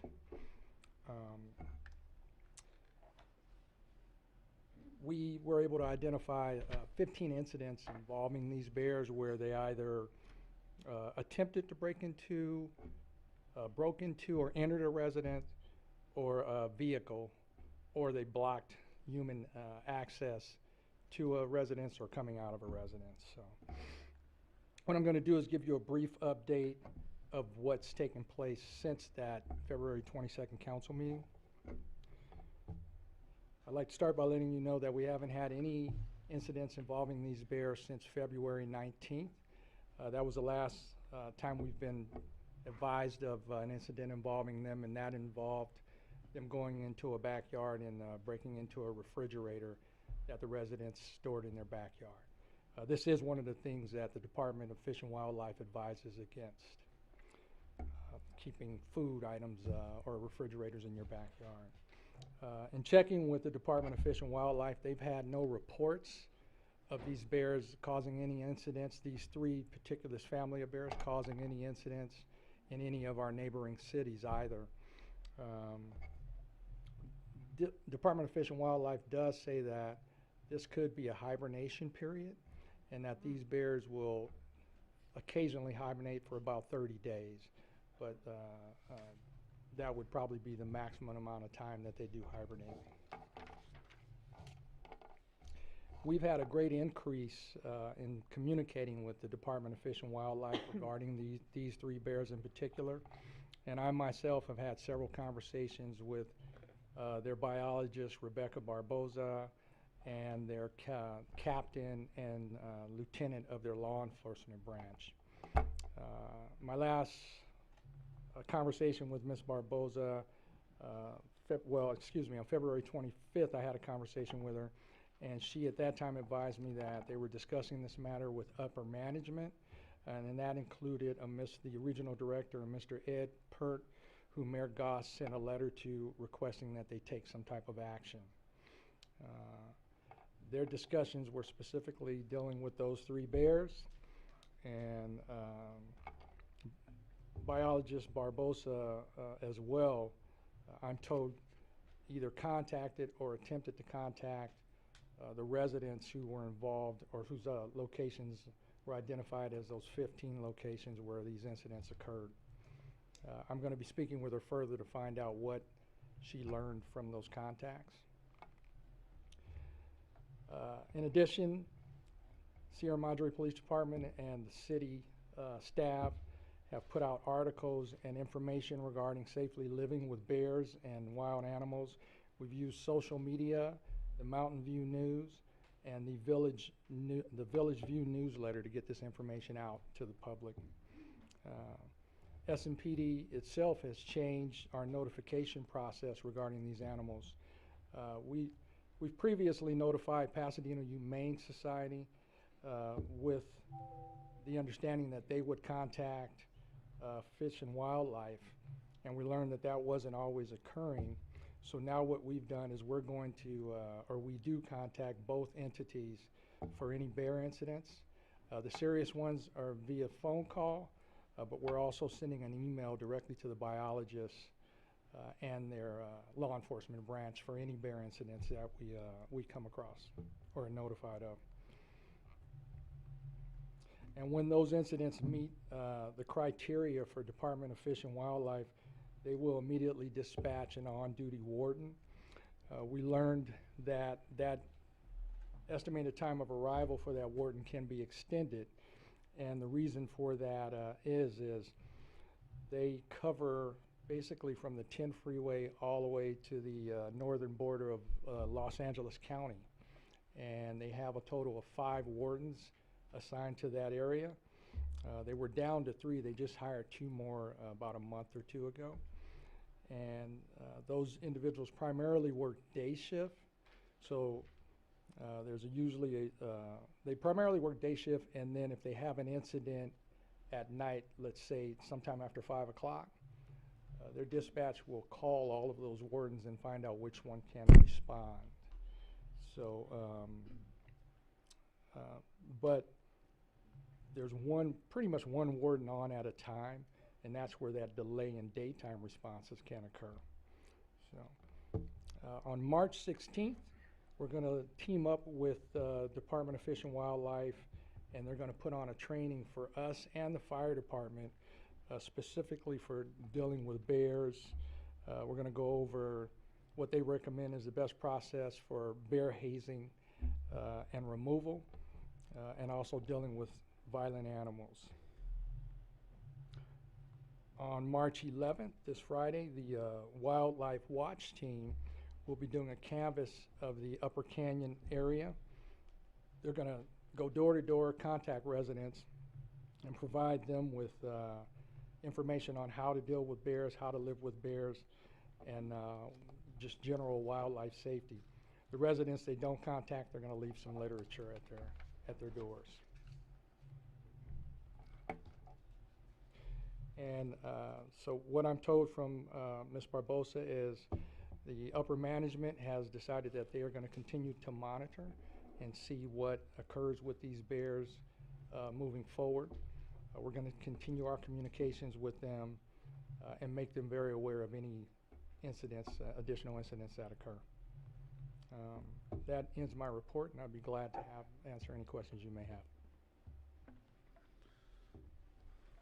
Any questions for the chief? Go ahead. Oh, thank you, Chief, for the report.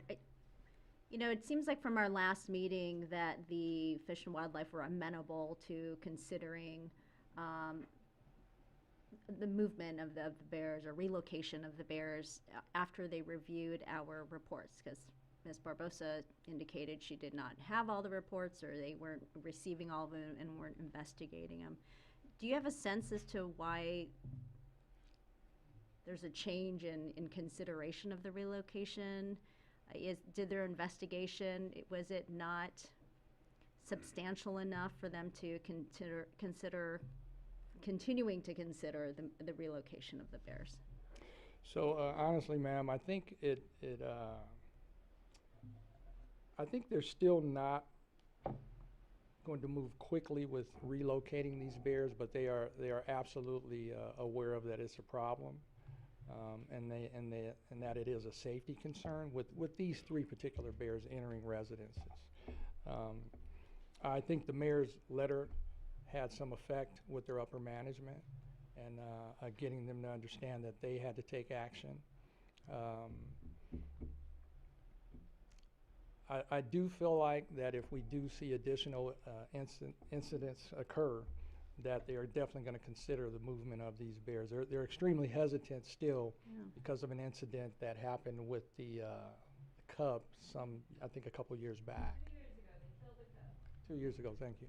So they're still a bit hesitant about taking any action because of that. So. Thank you. But we do have the ears of the upper management, which is very good, and they're working really closely with us right now. So. Yeah. Chief, I attended that Zoom meeting that you conducted that included the department, Fish and Wildlife Department, and as I sat in that meeting, a number of people who live up in the canyon said that they felt that their lives were in jeopardy in various ways. And so that stuck with me since that meeting. And it seems like right now there's a respite and the bears are hiding somewhere, maybe hibernating, but it's not likely they've left. And so my only concern is that the day they show up again, are we ready to protect our citizens, or should we make additional overtures to Fish and Wildlife to make a decision on removal? Sir, I would say that our officers, and especially after this training, are prepared to deal with an incident where we have to remove a bear. But I do feel like we need to continue to at least keep Fish and Wildlife aware of the fact that it really is their responsibility to deal with these animals in this type of situation. And also that they're going to have to give consideration to whether or not an action needs to be taken prior to a bear being inside a residence. And the real, the likelihood of them making it there in time to deal with an animal is pretty far in between. It'll be us. And that's why we're going to take this additional training on Friday. Based on your report tonight, it seems that the likelihood of them showing up is pretty low, given that they don't have a lot of wardens and they're spread very thin. Is that not correct? Yeah, I think that's safe to say. It is, and especially when you consider there's normally one pretty much on duty. I do also want to add that I'm hoping that this education campaign that we're going on is going to reach some residents, because although I haven't witnessed it and my officers haven't witnessed it, we are getting residents that are telling us we have folks up there who are feeding bears. Right. And that just, there's no way that can help the situation. Right, of course. Other questions? Councilmember Parker? So thank you for the report. It's very helpful, and for all your efforts in taking care of this.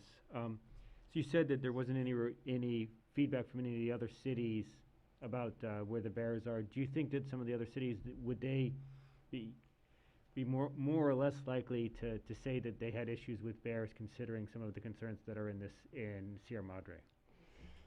Well, I can only base it on speaking with my peers, some of the other chiefs, right. And the other cities have had less incidents than us.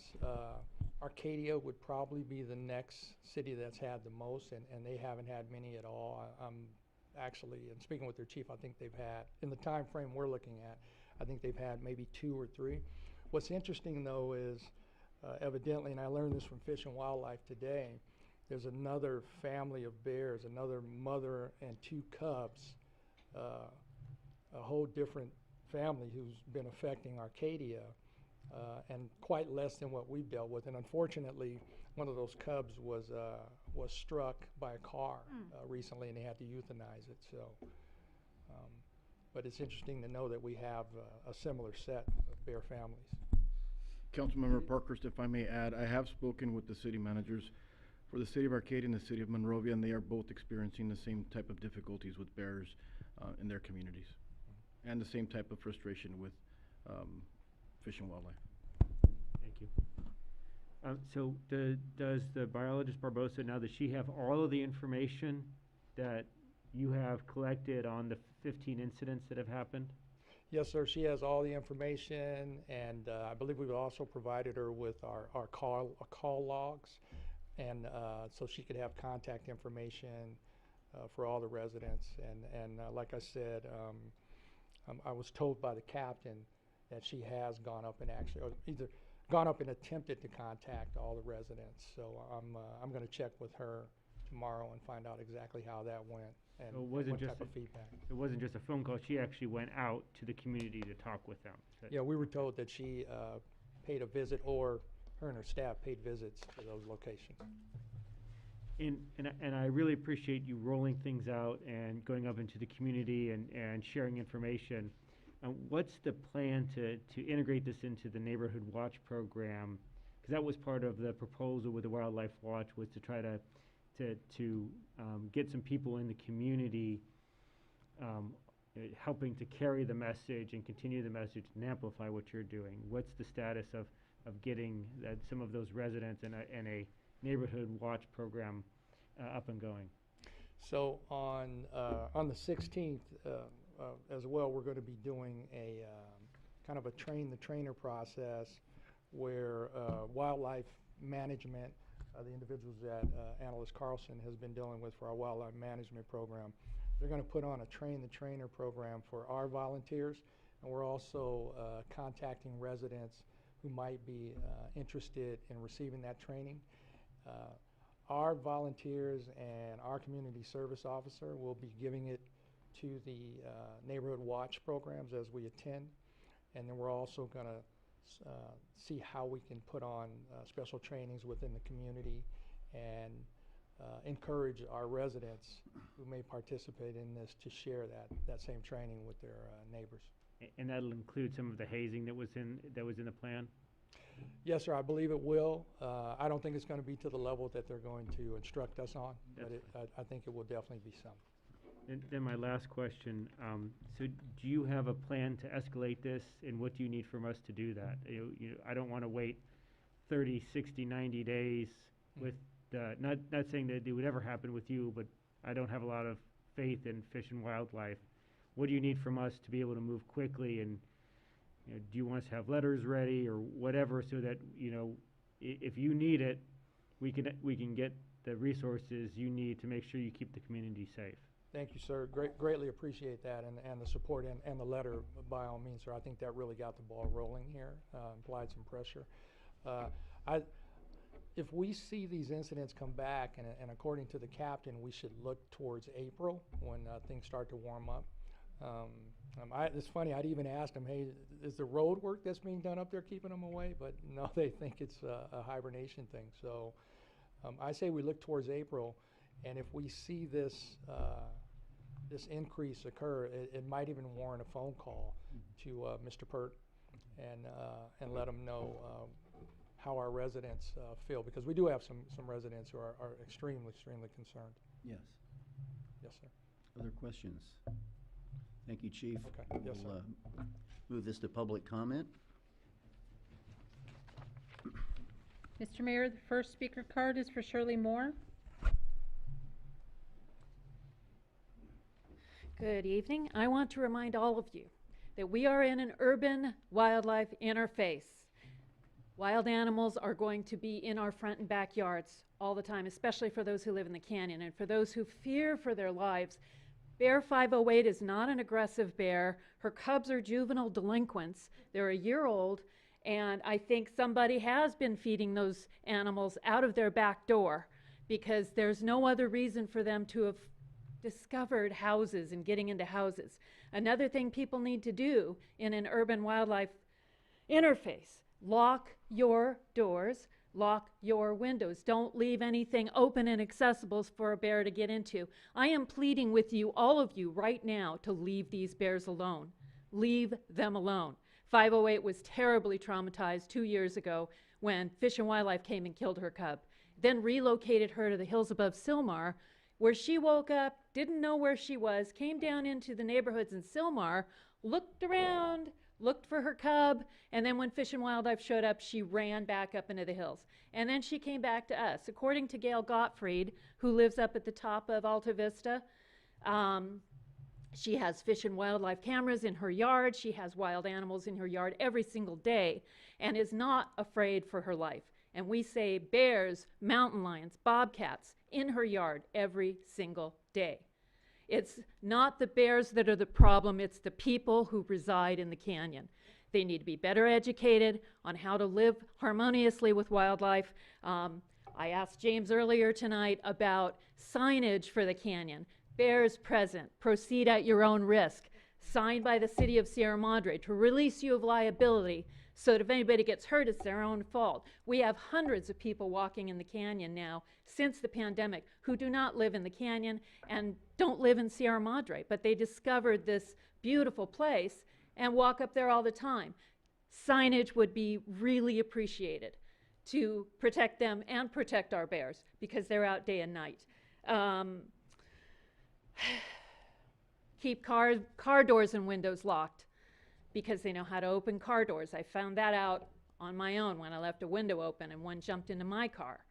And I got him out very quickly, closed the door, locked the door, closed the window, and then he reached for the handle to open the door. So people need to be better educated about what these bears can and cannot do. We can't have them relocated or euthanized by Fish and Wildlife. That bear's lived in the canyon for 4 or 5, maybe more years, the mother bear. And this is her second set of cubs.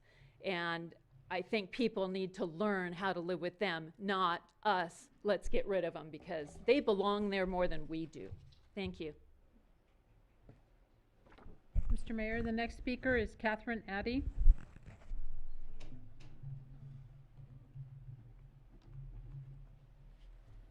Hello.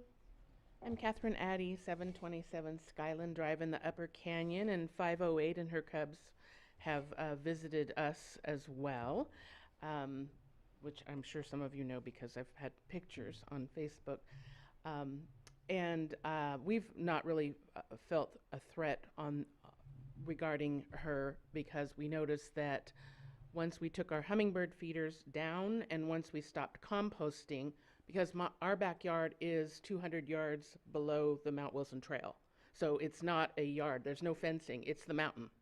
And so we see mountain lion, we've seen them twice, we've seen bobcat, we've got them all that walk along this trail, and the deer that make our garden their salad bar, which we don't like, but anyway. So once we took those things away, which this past year was the first time that we had to do that, to take the hummingbird feeder down, then they stopped coming on our deck because they were coming down off the mountain onto our deck and looking in our back door and all that. But we stopped that, and I do agree with her in that I think that there are a couple of residents that are feeding them because they're educating the bears to come for food, and so that has to stop. But the main reason I'm here is to commend you for having a wildlife management plan in place. I think that's excellent, and I would just like to know if the Fish and Wildlife attachment, if that can be altered somewhat, because on page 37, I've read the plan in detail, and I find that a couple of items are very alarming with regard hazing the bears and hazing the coyotes. On page 37, which is actually page 4 of 19 of the Department of Fish and Wildlife Departmental Bulletin, it says the hazing techniques, which are deterrents administered to a bear, which would modify the undesirable behavior. Those techniques include, but are not limited to, use of pyrotechnics. It says that quite clearly, and it says it in the coyote area as well. And you know, and I know that we don't want no pyrotechnics in our town. So I would like that scratched out. I don't think this should be a document that everybody can see about this is how we haze. The other items are paintball, non-lethal projectiles, scent deterrent, dogs, And my hazing technique is shoo, Mama Bear, shoo. And she doesn't like that, and she goes away.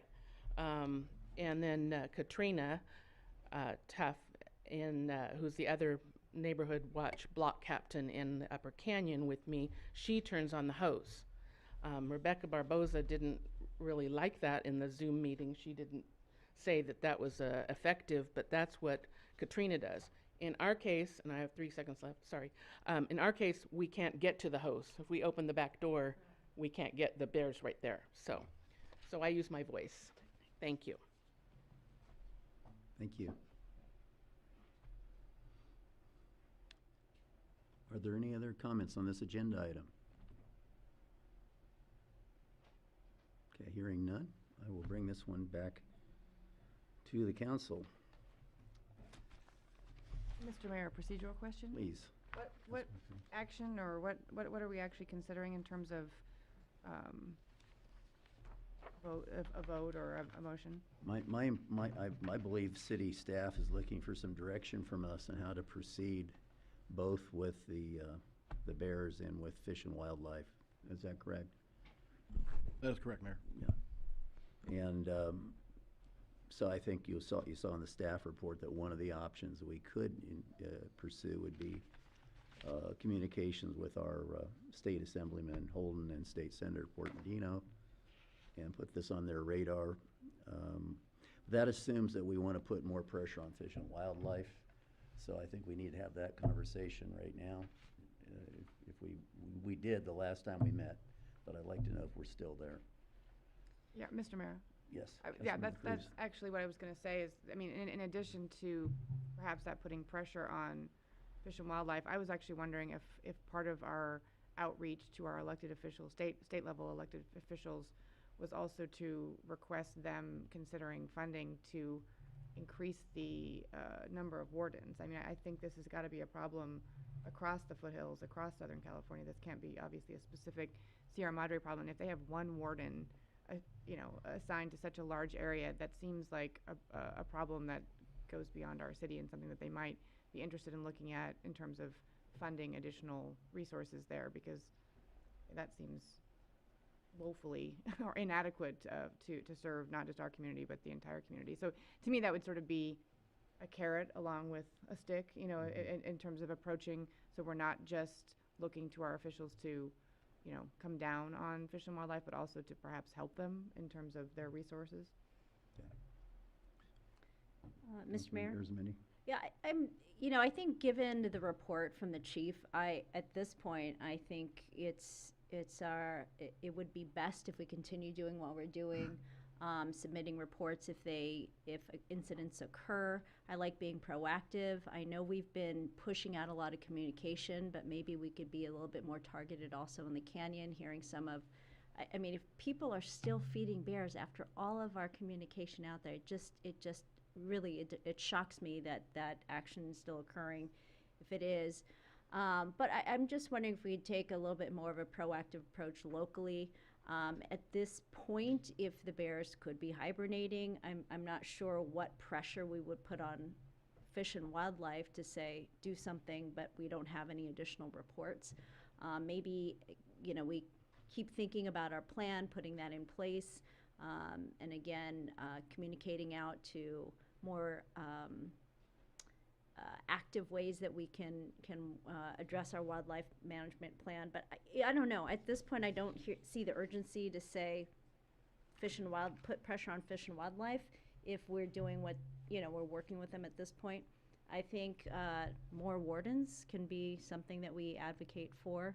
But again, I don't know. At this point, I don't see the urgency in putting pressure on Fish and Wildlife.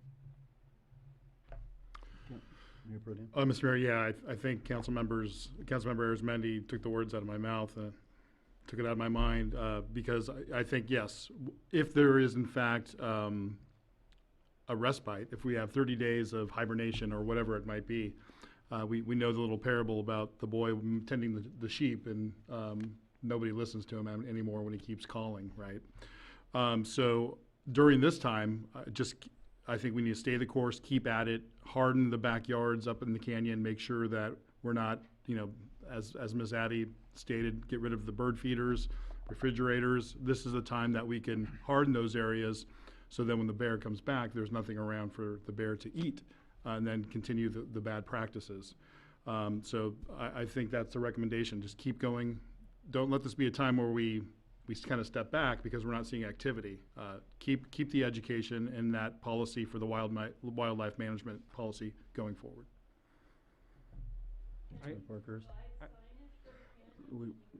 We've had public comment already. I'm sorry, ma'am. So I would agree with the other council members. I think that the things more that I'm thinking about are that really push the education for the community. I think continuing to deepen our relationship with Fish and Wildlife, I think that has shown some benefit. I think that's to me, that's more the carrot than the stick is to do that. I think we should update the plan. I think that there are some stuff, there is materials in there that doesn't quite apply to Sierra Madre, and I think Annalise Carlson is aware of that and is working on updating it. So I'm glad of that. The one additional thing that I would throw out for consideration is if we have people that are feeding the bears, are we prepared both from a policy perspective and a manpower perspective of issuing citations to those people? Because that to me seems to be, we've got to stop that part. If people are actively feeding bears, that's going to cause problems down the road. I will, Chief Armelin, could you please come back up to the podium for just a second? I had a question for you, and maybe we could follow up Councilmember Parkhurst's question as well. I want to take you back to that Zoom meeting that you held and I attended. There were, I think, 3 different ladies that claimed that they were infirmed and that they were elderly and that they felt like they were at risk because these bears are breaking into houses right next to them, and they felt that they were going to be next.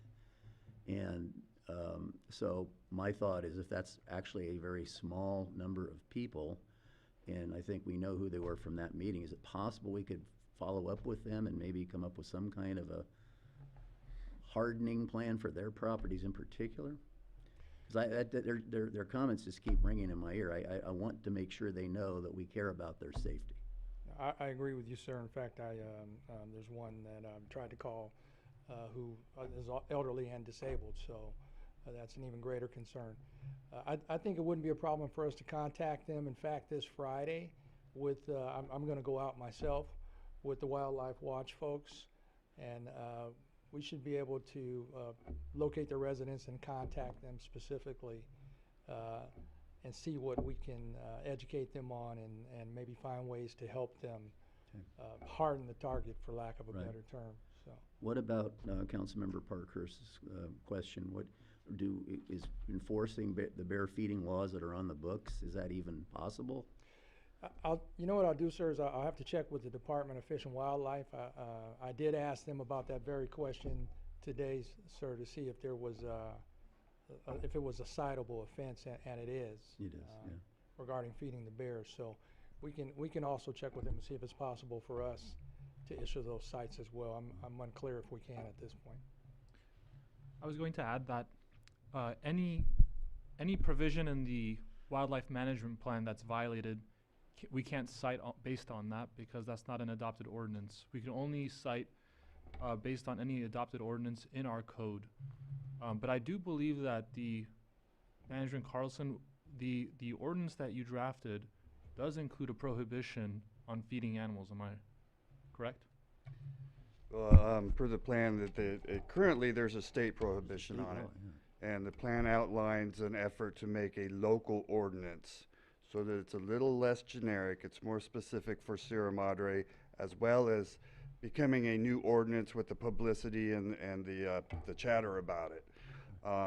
But from what I understand, there is a state prohibition on feeding animals now.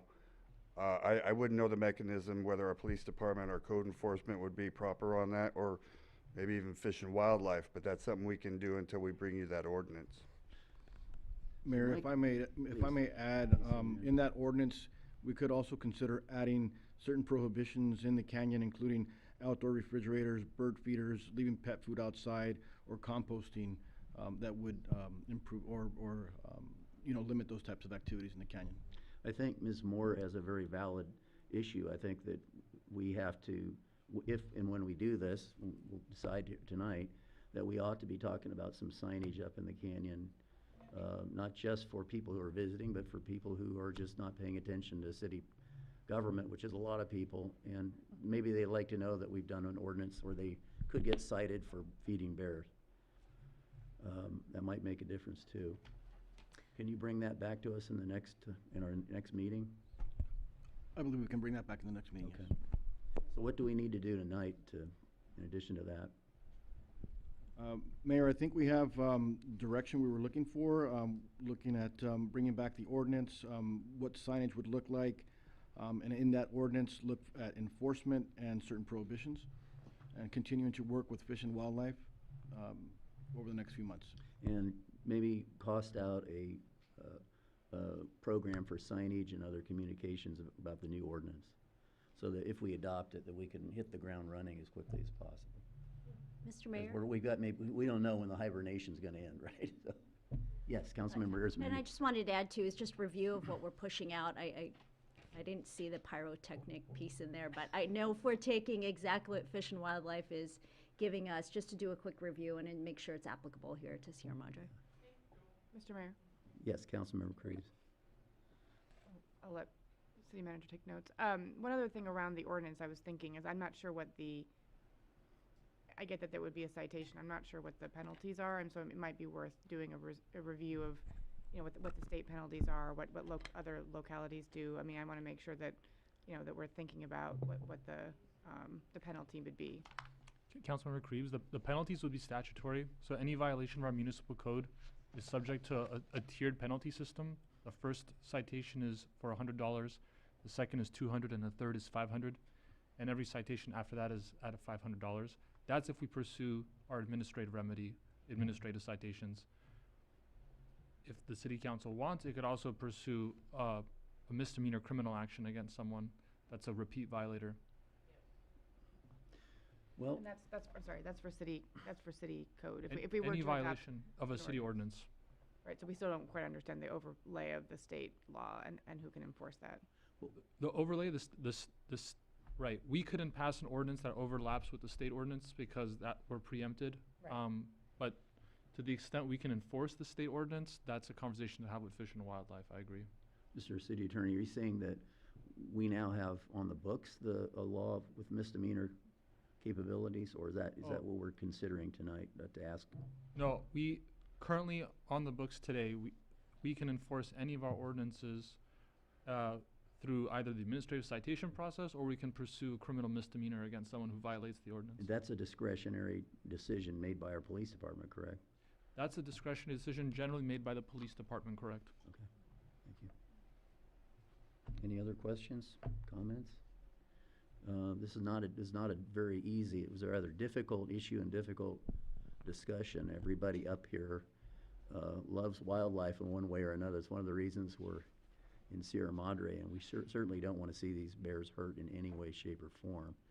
But we do have an obvious intersection here where the interests of bears are up against the interests of the safety of people. So the sooner we can get people trained, and if that requires a carrot and a stick, well, we may have to use a stick.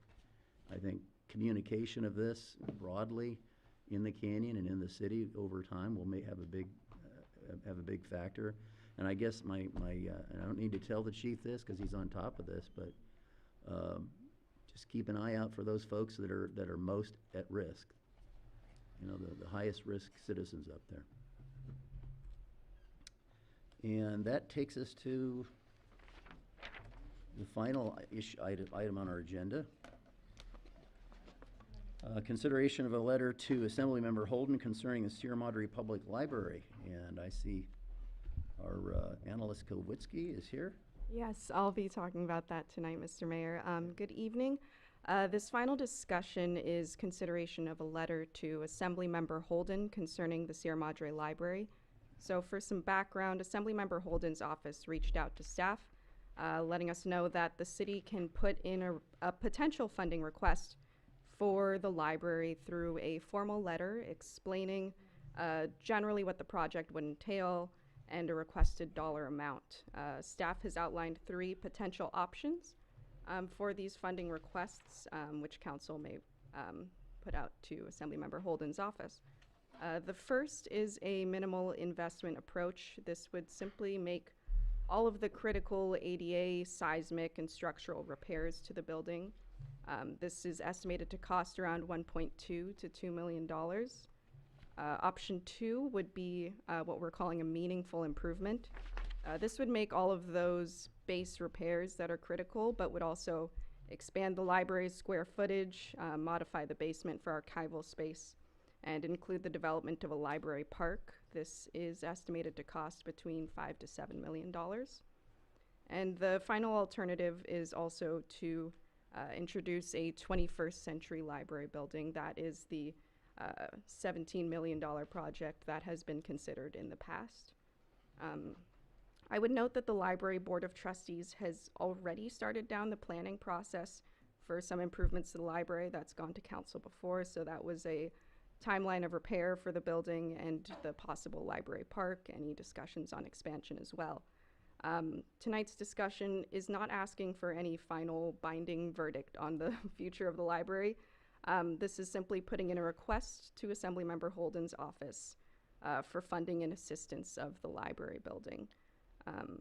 Once that letter is received from Assemblymember Holden, the request would go to the State Assembly Budget Committee in the spring for consideration. That would be a district office request on behalf of the City of Sierra Madre. Then, if approved by the legislature and the governor, the funds would be dispersed by the California State Library. So the recommendation for this evening is to direct staff to draft the letter to Assemblymember Holden and to provide direction on the requested library funding amount and to authorize the mayor to sign the letter on behalf of the city.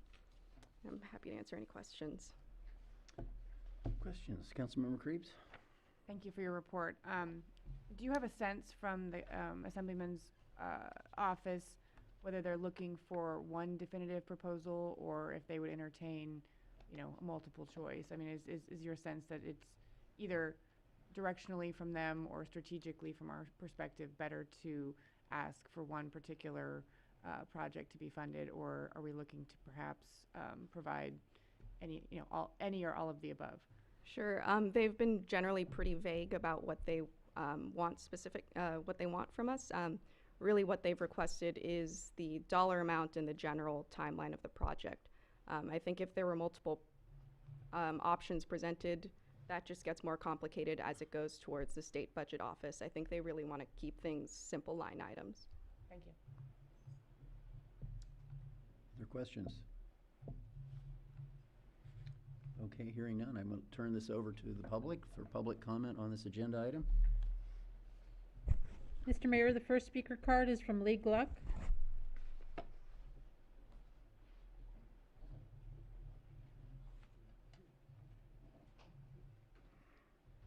Good evening. My name is Lee Gluck. I live at 472 East Sierra Madre Boulevard.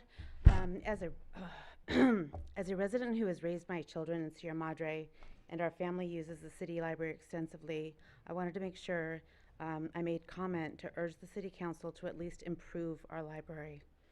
If only the minimal or critical repairs are completed, we will lose a significant square footage of usable space and there will be no public meeting areas.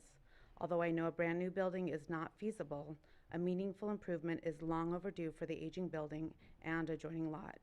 Our city is lucky enough to have dedicated library staff and volunteers who provide thoughtful, engaging programs. I would like to see our city continue to improve and grow our public services so that our residents can continue to have somewhere to meet and interact with each other. Thank you. Thank you. Mr. Mayor, the next speaker is Rich Proctor.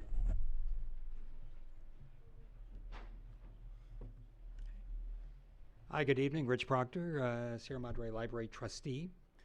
We are wildly enthusiastic about the idea of State of California returning some of our tax dollars to our community so we could make a meaningful improvement to our library, which we have proposed to you already. I've done something wildly presumptuous here, which is this isn't the formal letter I've got in front of me, but I would like to read to you something that I wrote today that might be a preamble to the actual letter with the actual money request, a way of creating a context for them to be able to understand what we're doing and to create an emotional connection with Assemblyman Holden. So if you'll indulge me, if I could read this. I say, and I've written this in your voice, so that's the wildly presumptuous part here. Dear Assemblyman Holden, we, the City Council of Sierra Madre, know that you share our commitment to serve the public in a way that creates a vibrant, healthy, joyous community. Nothing in Sierra Madre brings our community together like our public library. Each month, over half the residents of our town visit the library, attend a library event, or use a library service. The library is where parents and grandparents come to share their passion for reading with their children in a way that will serve those children for a lifetime. Our library is more than a community center, it is the heart and soul of the community. Right now, this beloved civic asset is threatened. The 65-year-old building is in desperate need of infrastructure repairs. It is neither ADA compliant nor earthquake safe. This work must be done so the public will be safe. And when we do this work, we can create something still better. Our residents have come together around a plan that would go beyond fixing the library. This plan will transform it into a more useful, practical, efficient, and effective space. Here we've reimagined the library as part of a sustainable green campus that, in effect, provides Sierra Madre residents with a new public park. In this plan, the basement becomes much-needed archival space. Here the library expands, adding 5,000 square feet of collection space to replace what will be lost as bookshelves are removed to meet the ADA requirements. Below is a summary of what our library staff is doing to meet our most basic infrastructure requirements and what our community dream plan would cost. That'd be the 5 to 7 million. Our hope is that as someone who understands just how much our library means to our community, you'll work with us to make this dream come true. In an age when Red America and Blue America become ever more estranged, shouldn't we do whatever it takes to make sure a perfectly purple place like our library continues to thrive? So, thank you. Where do I sign?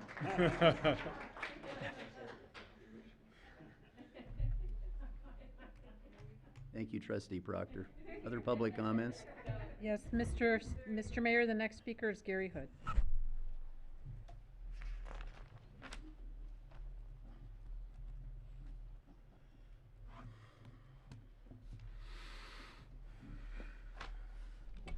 Good evening, Honorable Mayor and Council members.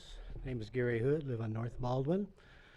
Some of you may recall about 3 years ago, I wrote up several reports. One was a 28-page report, and I think to start off with, in light of trying to preserve our community, I thought it would be a shame to cut down that 1955 building and the oak trees to build a new library, when that really isn't necessary. We can take that front and maintain it and build onto the back. There's plenty of property there. In the report, I gave over a dozen places that we could go to for grants that give money to libraries. I don't know if we've done that or not. I don't know what work has been done so far. But in building or rebuilding the library, I know from past there was money there to take care of ADA and earthquake seismic problems. I don't know why it was never spent for that. Then the library wouldn't be in the dilapidated, unsafe situation that it is. In considering a new library, I think one of the items that I mentioned was a digitizing room. Now, the digitizing equipment today is very sophisticated. I know the city has a lot of old boxes sitting around with information that has been saved.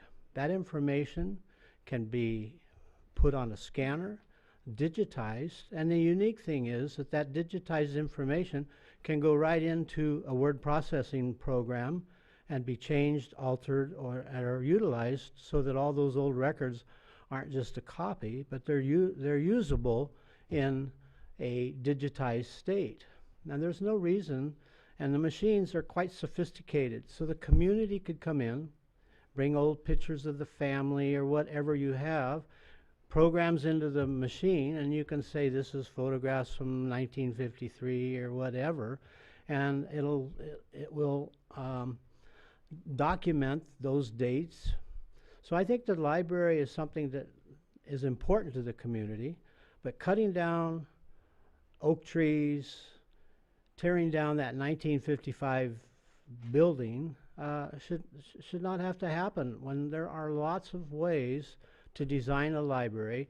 And if anybody has that 28-page report, and if they would review through there, you'll see that there are places for grants, and there are some unique ideas that a modern library should have. Anyway, I thank you very much for this opportunity to speak, and I look forward to seeing what the city is going to do with a 1955 historic building. Thank you. Thank you, Mr. Hood. Mr. Mayor, the next speaker is Ann Palmer.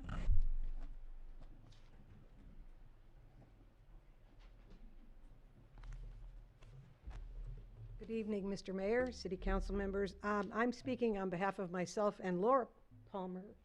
She was at a Sierra Madre Community Foundation meeting tonight and didn't think she'd make it. So she had asked me to read her comments, of which I've added some of my thoughts. As you discuss the letter to Assemblymember Holden, we urge you to think of what's best for Sierra Madre. Our town deserves a 21st century and beyond library. If the past 2 years has shown us anything, it's how much Sierra Madreans value our library. The programs and services offered during the pandemic have brought our town together like none other. Both Laura and I are teachers and strongly believe that the Sierra Madre Library deserves a fresh start, which was the last of those programs.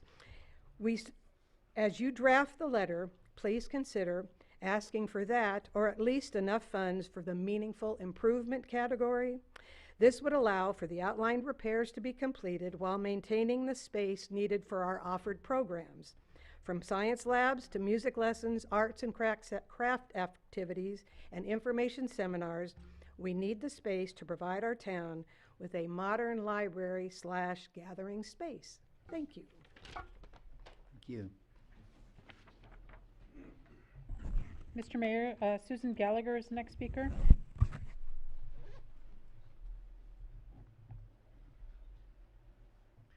Mayor Goss, council members, my name's Susan Gallagher. I'm at North Sunnyside Avenue.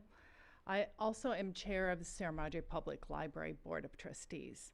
And I want to thank you for your willingness to listen to all of our comments, because I think if you think of all of us in our entirety, that is the message that we wanted to share with you today. I'm here tonight to really encourage City Council to continue supporting the library by way of a letter to Assembly Member Holden. You know, I'm very honored and very proud to be affiliated and part of the library. And so I hope to see significant resources allocated to upgrade our services at Sierra Madre Public Library. Thank you very much for your time. Mr. Mayor, the next speaker is Margaret Quigley.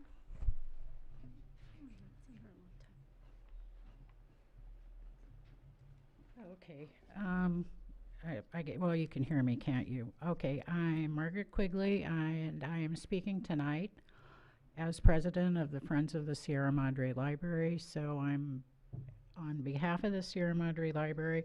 I want to thank, well, first, our city staff, especially the library staff, who has worked so hard for the library and for looking at ways to improve the building and increase it. And I would like to thank the City Council for past support and for support in the future. as we look for creative ways to finance the library. It would be no surprise to, I mean, everybody knows that the Friends supported a new building, but if that isn't going to happen, we will put our whatever influence, whatever weight, whatever money we have behind not just those improvements that we have to have, but additional space so that we can have a 21st century library. In doing that, oh boy, I'm really moving along here. If we go back just to the past century, or even the century before that, Andrew Carnegie paid for 1,500 libraries in the United States. He saw those as dynamic community places of learning and interaction, and that's what our libraries are today. Even in the age of the internet and technologies that they couldn't imagine, those libraries as they were imagined and are still that way today. And probably I'll end here because I could go into my talk on 21st century libraries and in the age of internet, but we'll save that for the next time. Thank you. Mr. Mayor, the next speaker is Catherine Addy.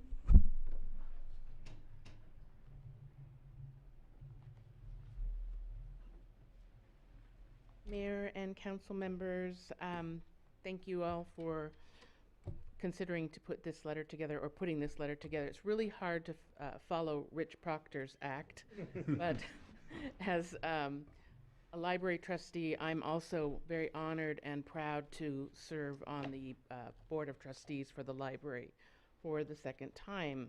And I just, I have a really simple saying is, if you don't ask, you don't get. So ask for the limit, ask for the most, ask for the new building, and if we can't get that, of course, meaningful would be great too. So that's all I have to say. Like I said, it's really hard to. And I'm proud that all 5 trustees are here this evening. So it shows their commitment. Thank you. Thank you.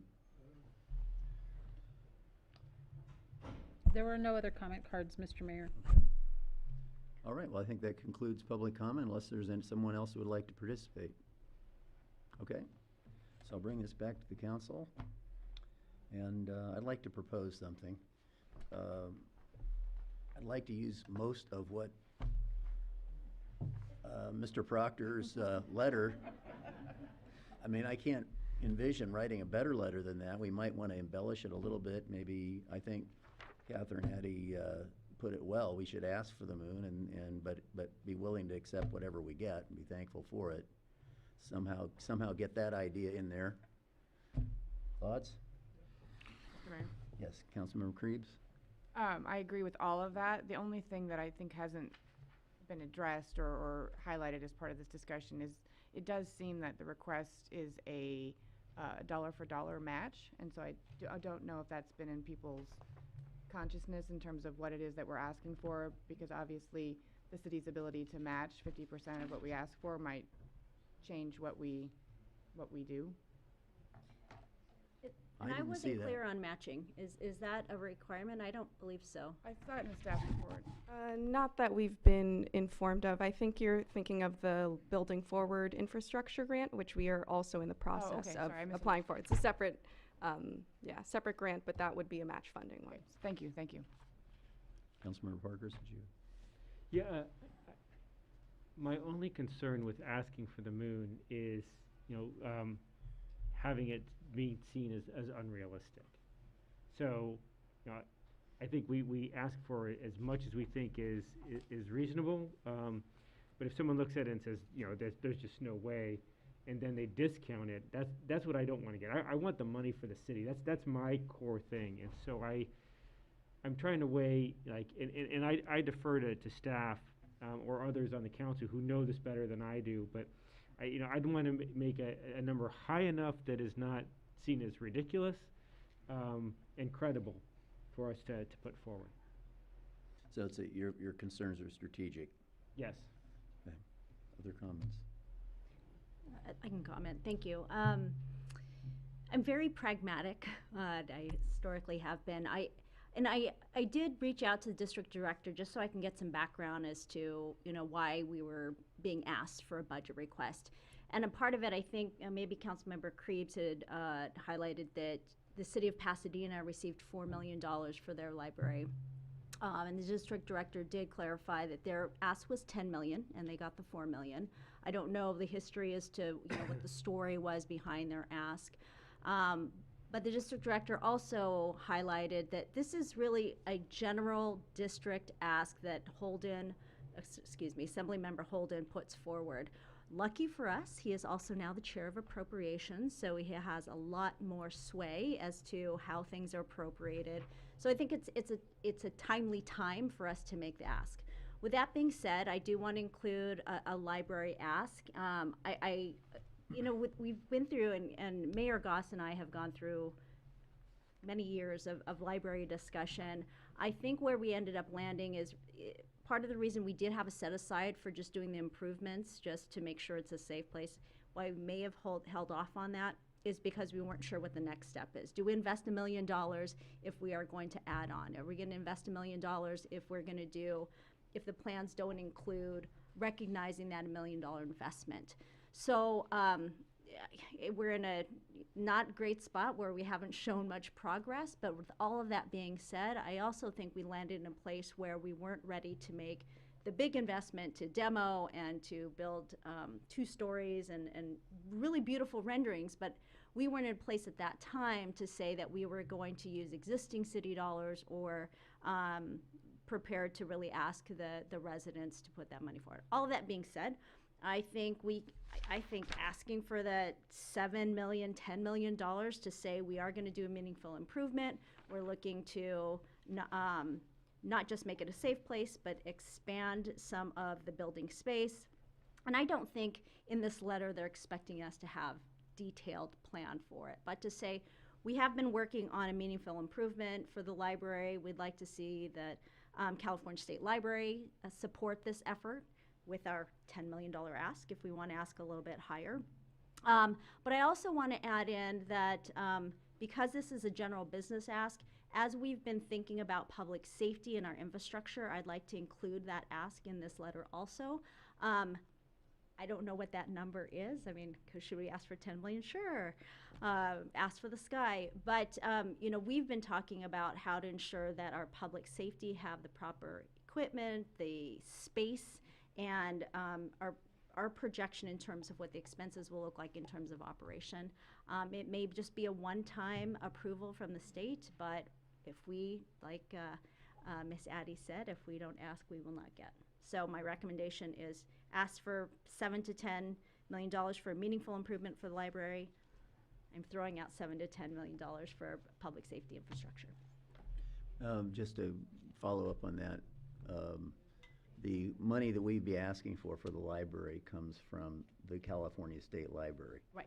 The money that we would ask for public safety would be another appropriation area. No idea where it comes So from. they wouldn't be competing with each other. No. So, and again, that's my understanding with speaking to the district director, is that the library dollars, at least that the Pasadena received, came specifically from the California State Library, and maybe if we phrase it in the letter that way, so that it's to ensure that we are showing we are not competing for those dollars in both of our asks.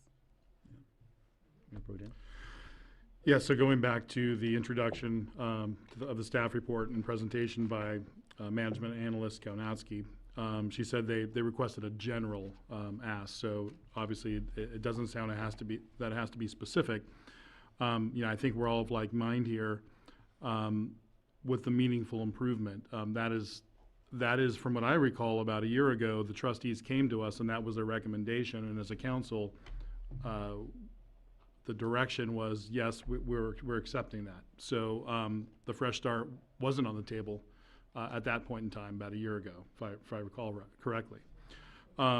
So we do have public record documents that can bolster our request. This is something that's real, tangible, and it's been considered and talked about and discussed by our trustees and the council. So I think that does help. But also we have supply chain issues and inflation. We're talking 5 to 7 and a meaningful improvement. That may have been 2 years ago. So I like the $10 million ask. for the meaningful improvement. As Councilmember Arizmendi said, and I don't know the particulars of what Pasadena asked for, but they asked for 10. I don't know if it was itemized or if it was for a specific project. And I don't know how the appropriations are granted, but they got 4. So there is some kind of strategy here that Councilmember Parkhurst was discussing, and we really need to, I know we have to give direction tonight, but we really need to think about that strategy. Councilmember Creeves. I totally agree with Councilmember Garcia. I was actually thinking that the materials that the trustees had put together and the library staff had put together around this meaningful improvement option, you know, I know that the direction from Councilmember Holden or Assemblymember Holden's office was to be general, but I always feel like if you can provide more detail and graphics and the pictures that we put together of the possible renderings of the park and other parts of the campus, can't do anything but improve, you know, both our indication of our commitment, and also just, you know, to Mr. Proctor's point, you know, tug at the heartstrings and show actual, what it might look like with their dollars. I always think that going above and beyond, you know, can't hurt. And so I would think, given the work that we've done and the commitment that we've made, to me that makes the most sense in terms of helping strategically to garner some of these funds. So what I'm hearing is a number of about $10 million for the library. Sure. Is that, are we, good to me. are we of the mind that that's not going to be off-putting, that's not unrealistic, or that would have no deterrent effect on us being able to get any money? Mayor, Can we ask for 12? Right? If that was the ask for the city of Pasadena, I feel comfortable submitting the same type of same type of request. Okay, use that as a precedent. Yeah, Okay. I believe that their request was for seismic retrofitting, because their central library has a Right. meaningful seismic problem. Yeah. And I think, you know, framing it a $10 million ask in a way that we have done work for the last 2-3 years with these plans in mind, I think it supports that dollar ask. And we've started work too. We've done quite a bit of work, actually. So if we ask for the 10 and we get the 4, then Maybe we'll get 6. Well, yeah, we'll use Pasadena as the example, right? They asked for 10, they got 4. So then But we have Proctor's letter. oh, I'm trying to be you are very persuasive, and I'm, you know, we can plan for the, you know, hope for the best and plan for the worst in this case. So they come back with 4 million, then the decision that comes before us is to come up with another 1 to 2 million to be able to retrofit, or 1 to 3 million to meet our plan. So I just want to put that out there for us to think about. Like, I'm supportive of the 10 million, but also realistically of going, all right, so then it comes back and it's 3 million ask for us to figure out how to do it in the budget. And is that something we're prepared to do? I think we can try to work through that, but I just wanted to think through those next steps. Yeah, so I think the discussion was the meaningful improvement was going to be done through the general fund and through our budget process, and not a ask of the public on some kind of special ask. So it's all gravy as far as I'm concerned. Right, just over a really long period of time. So to me, this would be about doing more sooner. I mean, we were talking about funding the entire project, but it would probably take however many, 5+ years. This would obviously jumpstart that, and we wouldn't have to appropriate the rest of it in the one budget year. We could also, you know, continue to stage it out, which is what I think the plan was. Can we have another piece that Councilmember Arizmendi is proposing about public safety? Absolutely. $7 to $10 million for public safety, buildings, I threw a number infrastructure. out. 10 million sounds like a pretty number since we asked for 10 million from the library. So long as they're not competing. I mean, That's my main concern. That's a big concern. And maybe it's 2 letters. It is 2 letters. And Do we have? it just needs to be within that time frame, though. Right. I mean, as long as we're okay getting it in within this time frame, because this is the deadline that they had requested. I believe it's March 10th? The 11th. March 11th, and my recommendation would be 2 letters, yes. Do we have any supporting material for the public safety like we do have the library? Because Councilmember Krebs has a really good idea. We've got some great backup material. Is there anything that we have similar on the public safety side that can support our ask? Let me work with our Public Works, Police Chief, and Fire Chief on that, and I'd be happy to come back with some information. You don't need to come back I mean, we don't have time for you to come back. From my perspective, and I defer to other members of the council, empower you to do it. I just encourage you to if we've got that same type, I really like the council members' concept of providing that backup documentation. It'll strengthen our proposal. So whatever you can do to strengthen it, I'm comfortable moving forward. Absolutely, Councilmember Parkhurst. I think we have plenty of information that shows that our public safety has outgrown that facility. There's not enough room really to house a police and fire, both in the same building. So I'm sure we have plenty of supporting data to make that request. Great. Okay, so what do we need to do beyond this? Do we need to, we don't need to do a formal motion or anything like that, do we? A formal motion is required because the agenda item lists or states that the city council is authorizing you to sign on behalf of the city. Okay. So for that purpose, we would need one. So I'll make a motion to authorize the mayor to submit 2 letters on behalf of the city of Sierra Madre. One requesting $10 million for meaningful improvement for the library at, did I say $10 million? For, I guess for allocation from the California State Library. And then the second letter to request for $10 million to support our public safety infrastructure. And sorry, I know I'm making a motion, but just by, well, let me, period. You want to second your own motion? I'll second it. Okay, we have a motion and a second. Any further discussion? I was just going to suggest that maybe analyst Kovnowski or I can reach out to is to find out what pot of dollars public safety money can come from, so we can articulate that in the second letter, just so that again we are clear that we understand that these are not competing dollars coming from 2 separate pots of money. Okay, I think we have a motion, seconded, clarification. Those in favor say aye. Aye. Aye. Opposed? Okay, wonderful. Let's, are there any items for future agendas anyone would like to propose? Mr. Mayor, Mayor Pro Tem. if we can agendize as quickly as possible, consideration and feasibility of potentially seeing how we can move money, same budget, but move money from one capital improvement to potentially purchasing a backup generator for the safety of our residents. Okay. Any other ideas? Mr. Mayor? Yes, Councilman Parkhurst. So I'm going to start as a question to see if this is something. So what's the date to introduce bills in the legislative session? Do you know, Councilmember Arizmendi? I believe it's already expired. So can I ask to get a high-level update of what bills there may be that could be impacting the city in this current legislative session, so since the time period is closed? Because that's what I wanted. I wanted it after the time period had closed so we can actually know what could be hitting us next January. I know the League of California Cities publishes such a list. I don't know that they've published it yet, but they do publish a list like that. The League of California Cities also puts out an alert. I forget what they call it exactly, but it's some kind of alert to warn cities that such a bill is being considered and you should act on it. If the council member would like, or if council would like, we can bring that as some kind of informational item every time we receive that from the league. And we also get information from the Council of Governments, so San Gabriel Valley, and I'll work on that.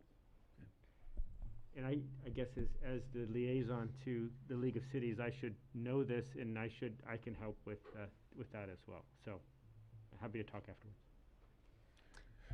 Sorry, I was just going to add too, we have invited Assembly Member Holden to come visit, so hopefully when he confirms. Hopefully he'll come now. You can come and announce our $10 million Right. grant. Give us the big check. Buying dinner. So, Councilmember Parkhurst jogged my memory on something that I've been wanting to bring up as a potential discussion item. So I am the liaison to SCAG, and I'm not sure as of yet what I'll be voting on. But as a council, we have one liaison that casts a vote to the League of California Cities or SCAG or for some of these organizations. So I think it's in the interest of the city to have some type of discussion around what we are voting on, so that one voting member kind of has a consensus of the feeling of the council when we cast that vote. Because of the Brown Act, we can't talk about these things outside of council. So I think we should have something in place where we can discuss what's being proposed, and so that voting member can then make a meaningful vote that's in the best interest of the city. So you want to agendize and approach a discussion of that? Yeah, I don't know how we go about it, but make sure that we're discussing these issues prior to going to these annual meetings. So we can agendize discussion on procedures for casting a vote at the SCAG meeting? Not necessarily procedures, but the discussion of what's being proposed, and then have the council discuss their feelings on how we should vote, if that's appropriate. Councilmember, do you know when this annual meeting takes place? We have a SCAG meeting in mid-May, and then we have League of California Cities, I believe, in October. Correct, yeah. So I assume it precede the meeting in May and precede the meeting in October, whatever city council meeting precedes it? Sounds perfect. Well, we also have to know what was on the agenda for the meeting to be voted on, right? So it also, that timing would impact it as well. And sometimes they release 1 week before the meeting. Yeah. Does that all make sense? Yeah.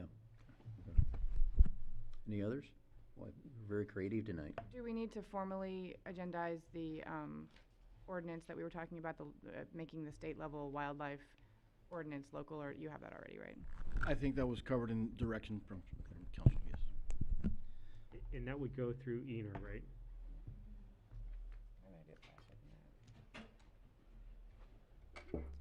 I think with our discussions with ENR, when they did their final approval of the plan before it got to council, that was very specifically included in the recommendation that city council take up the ordinance.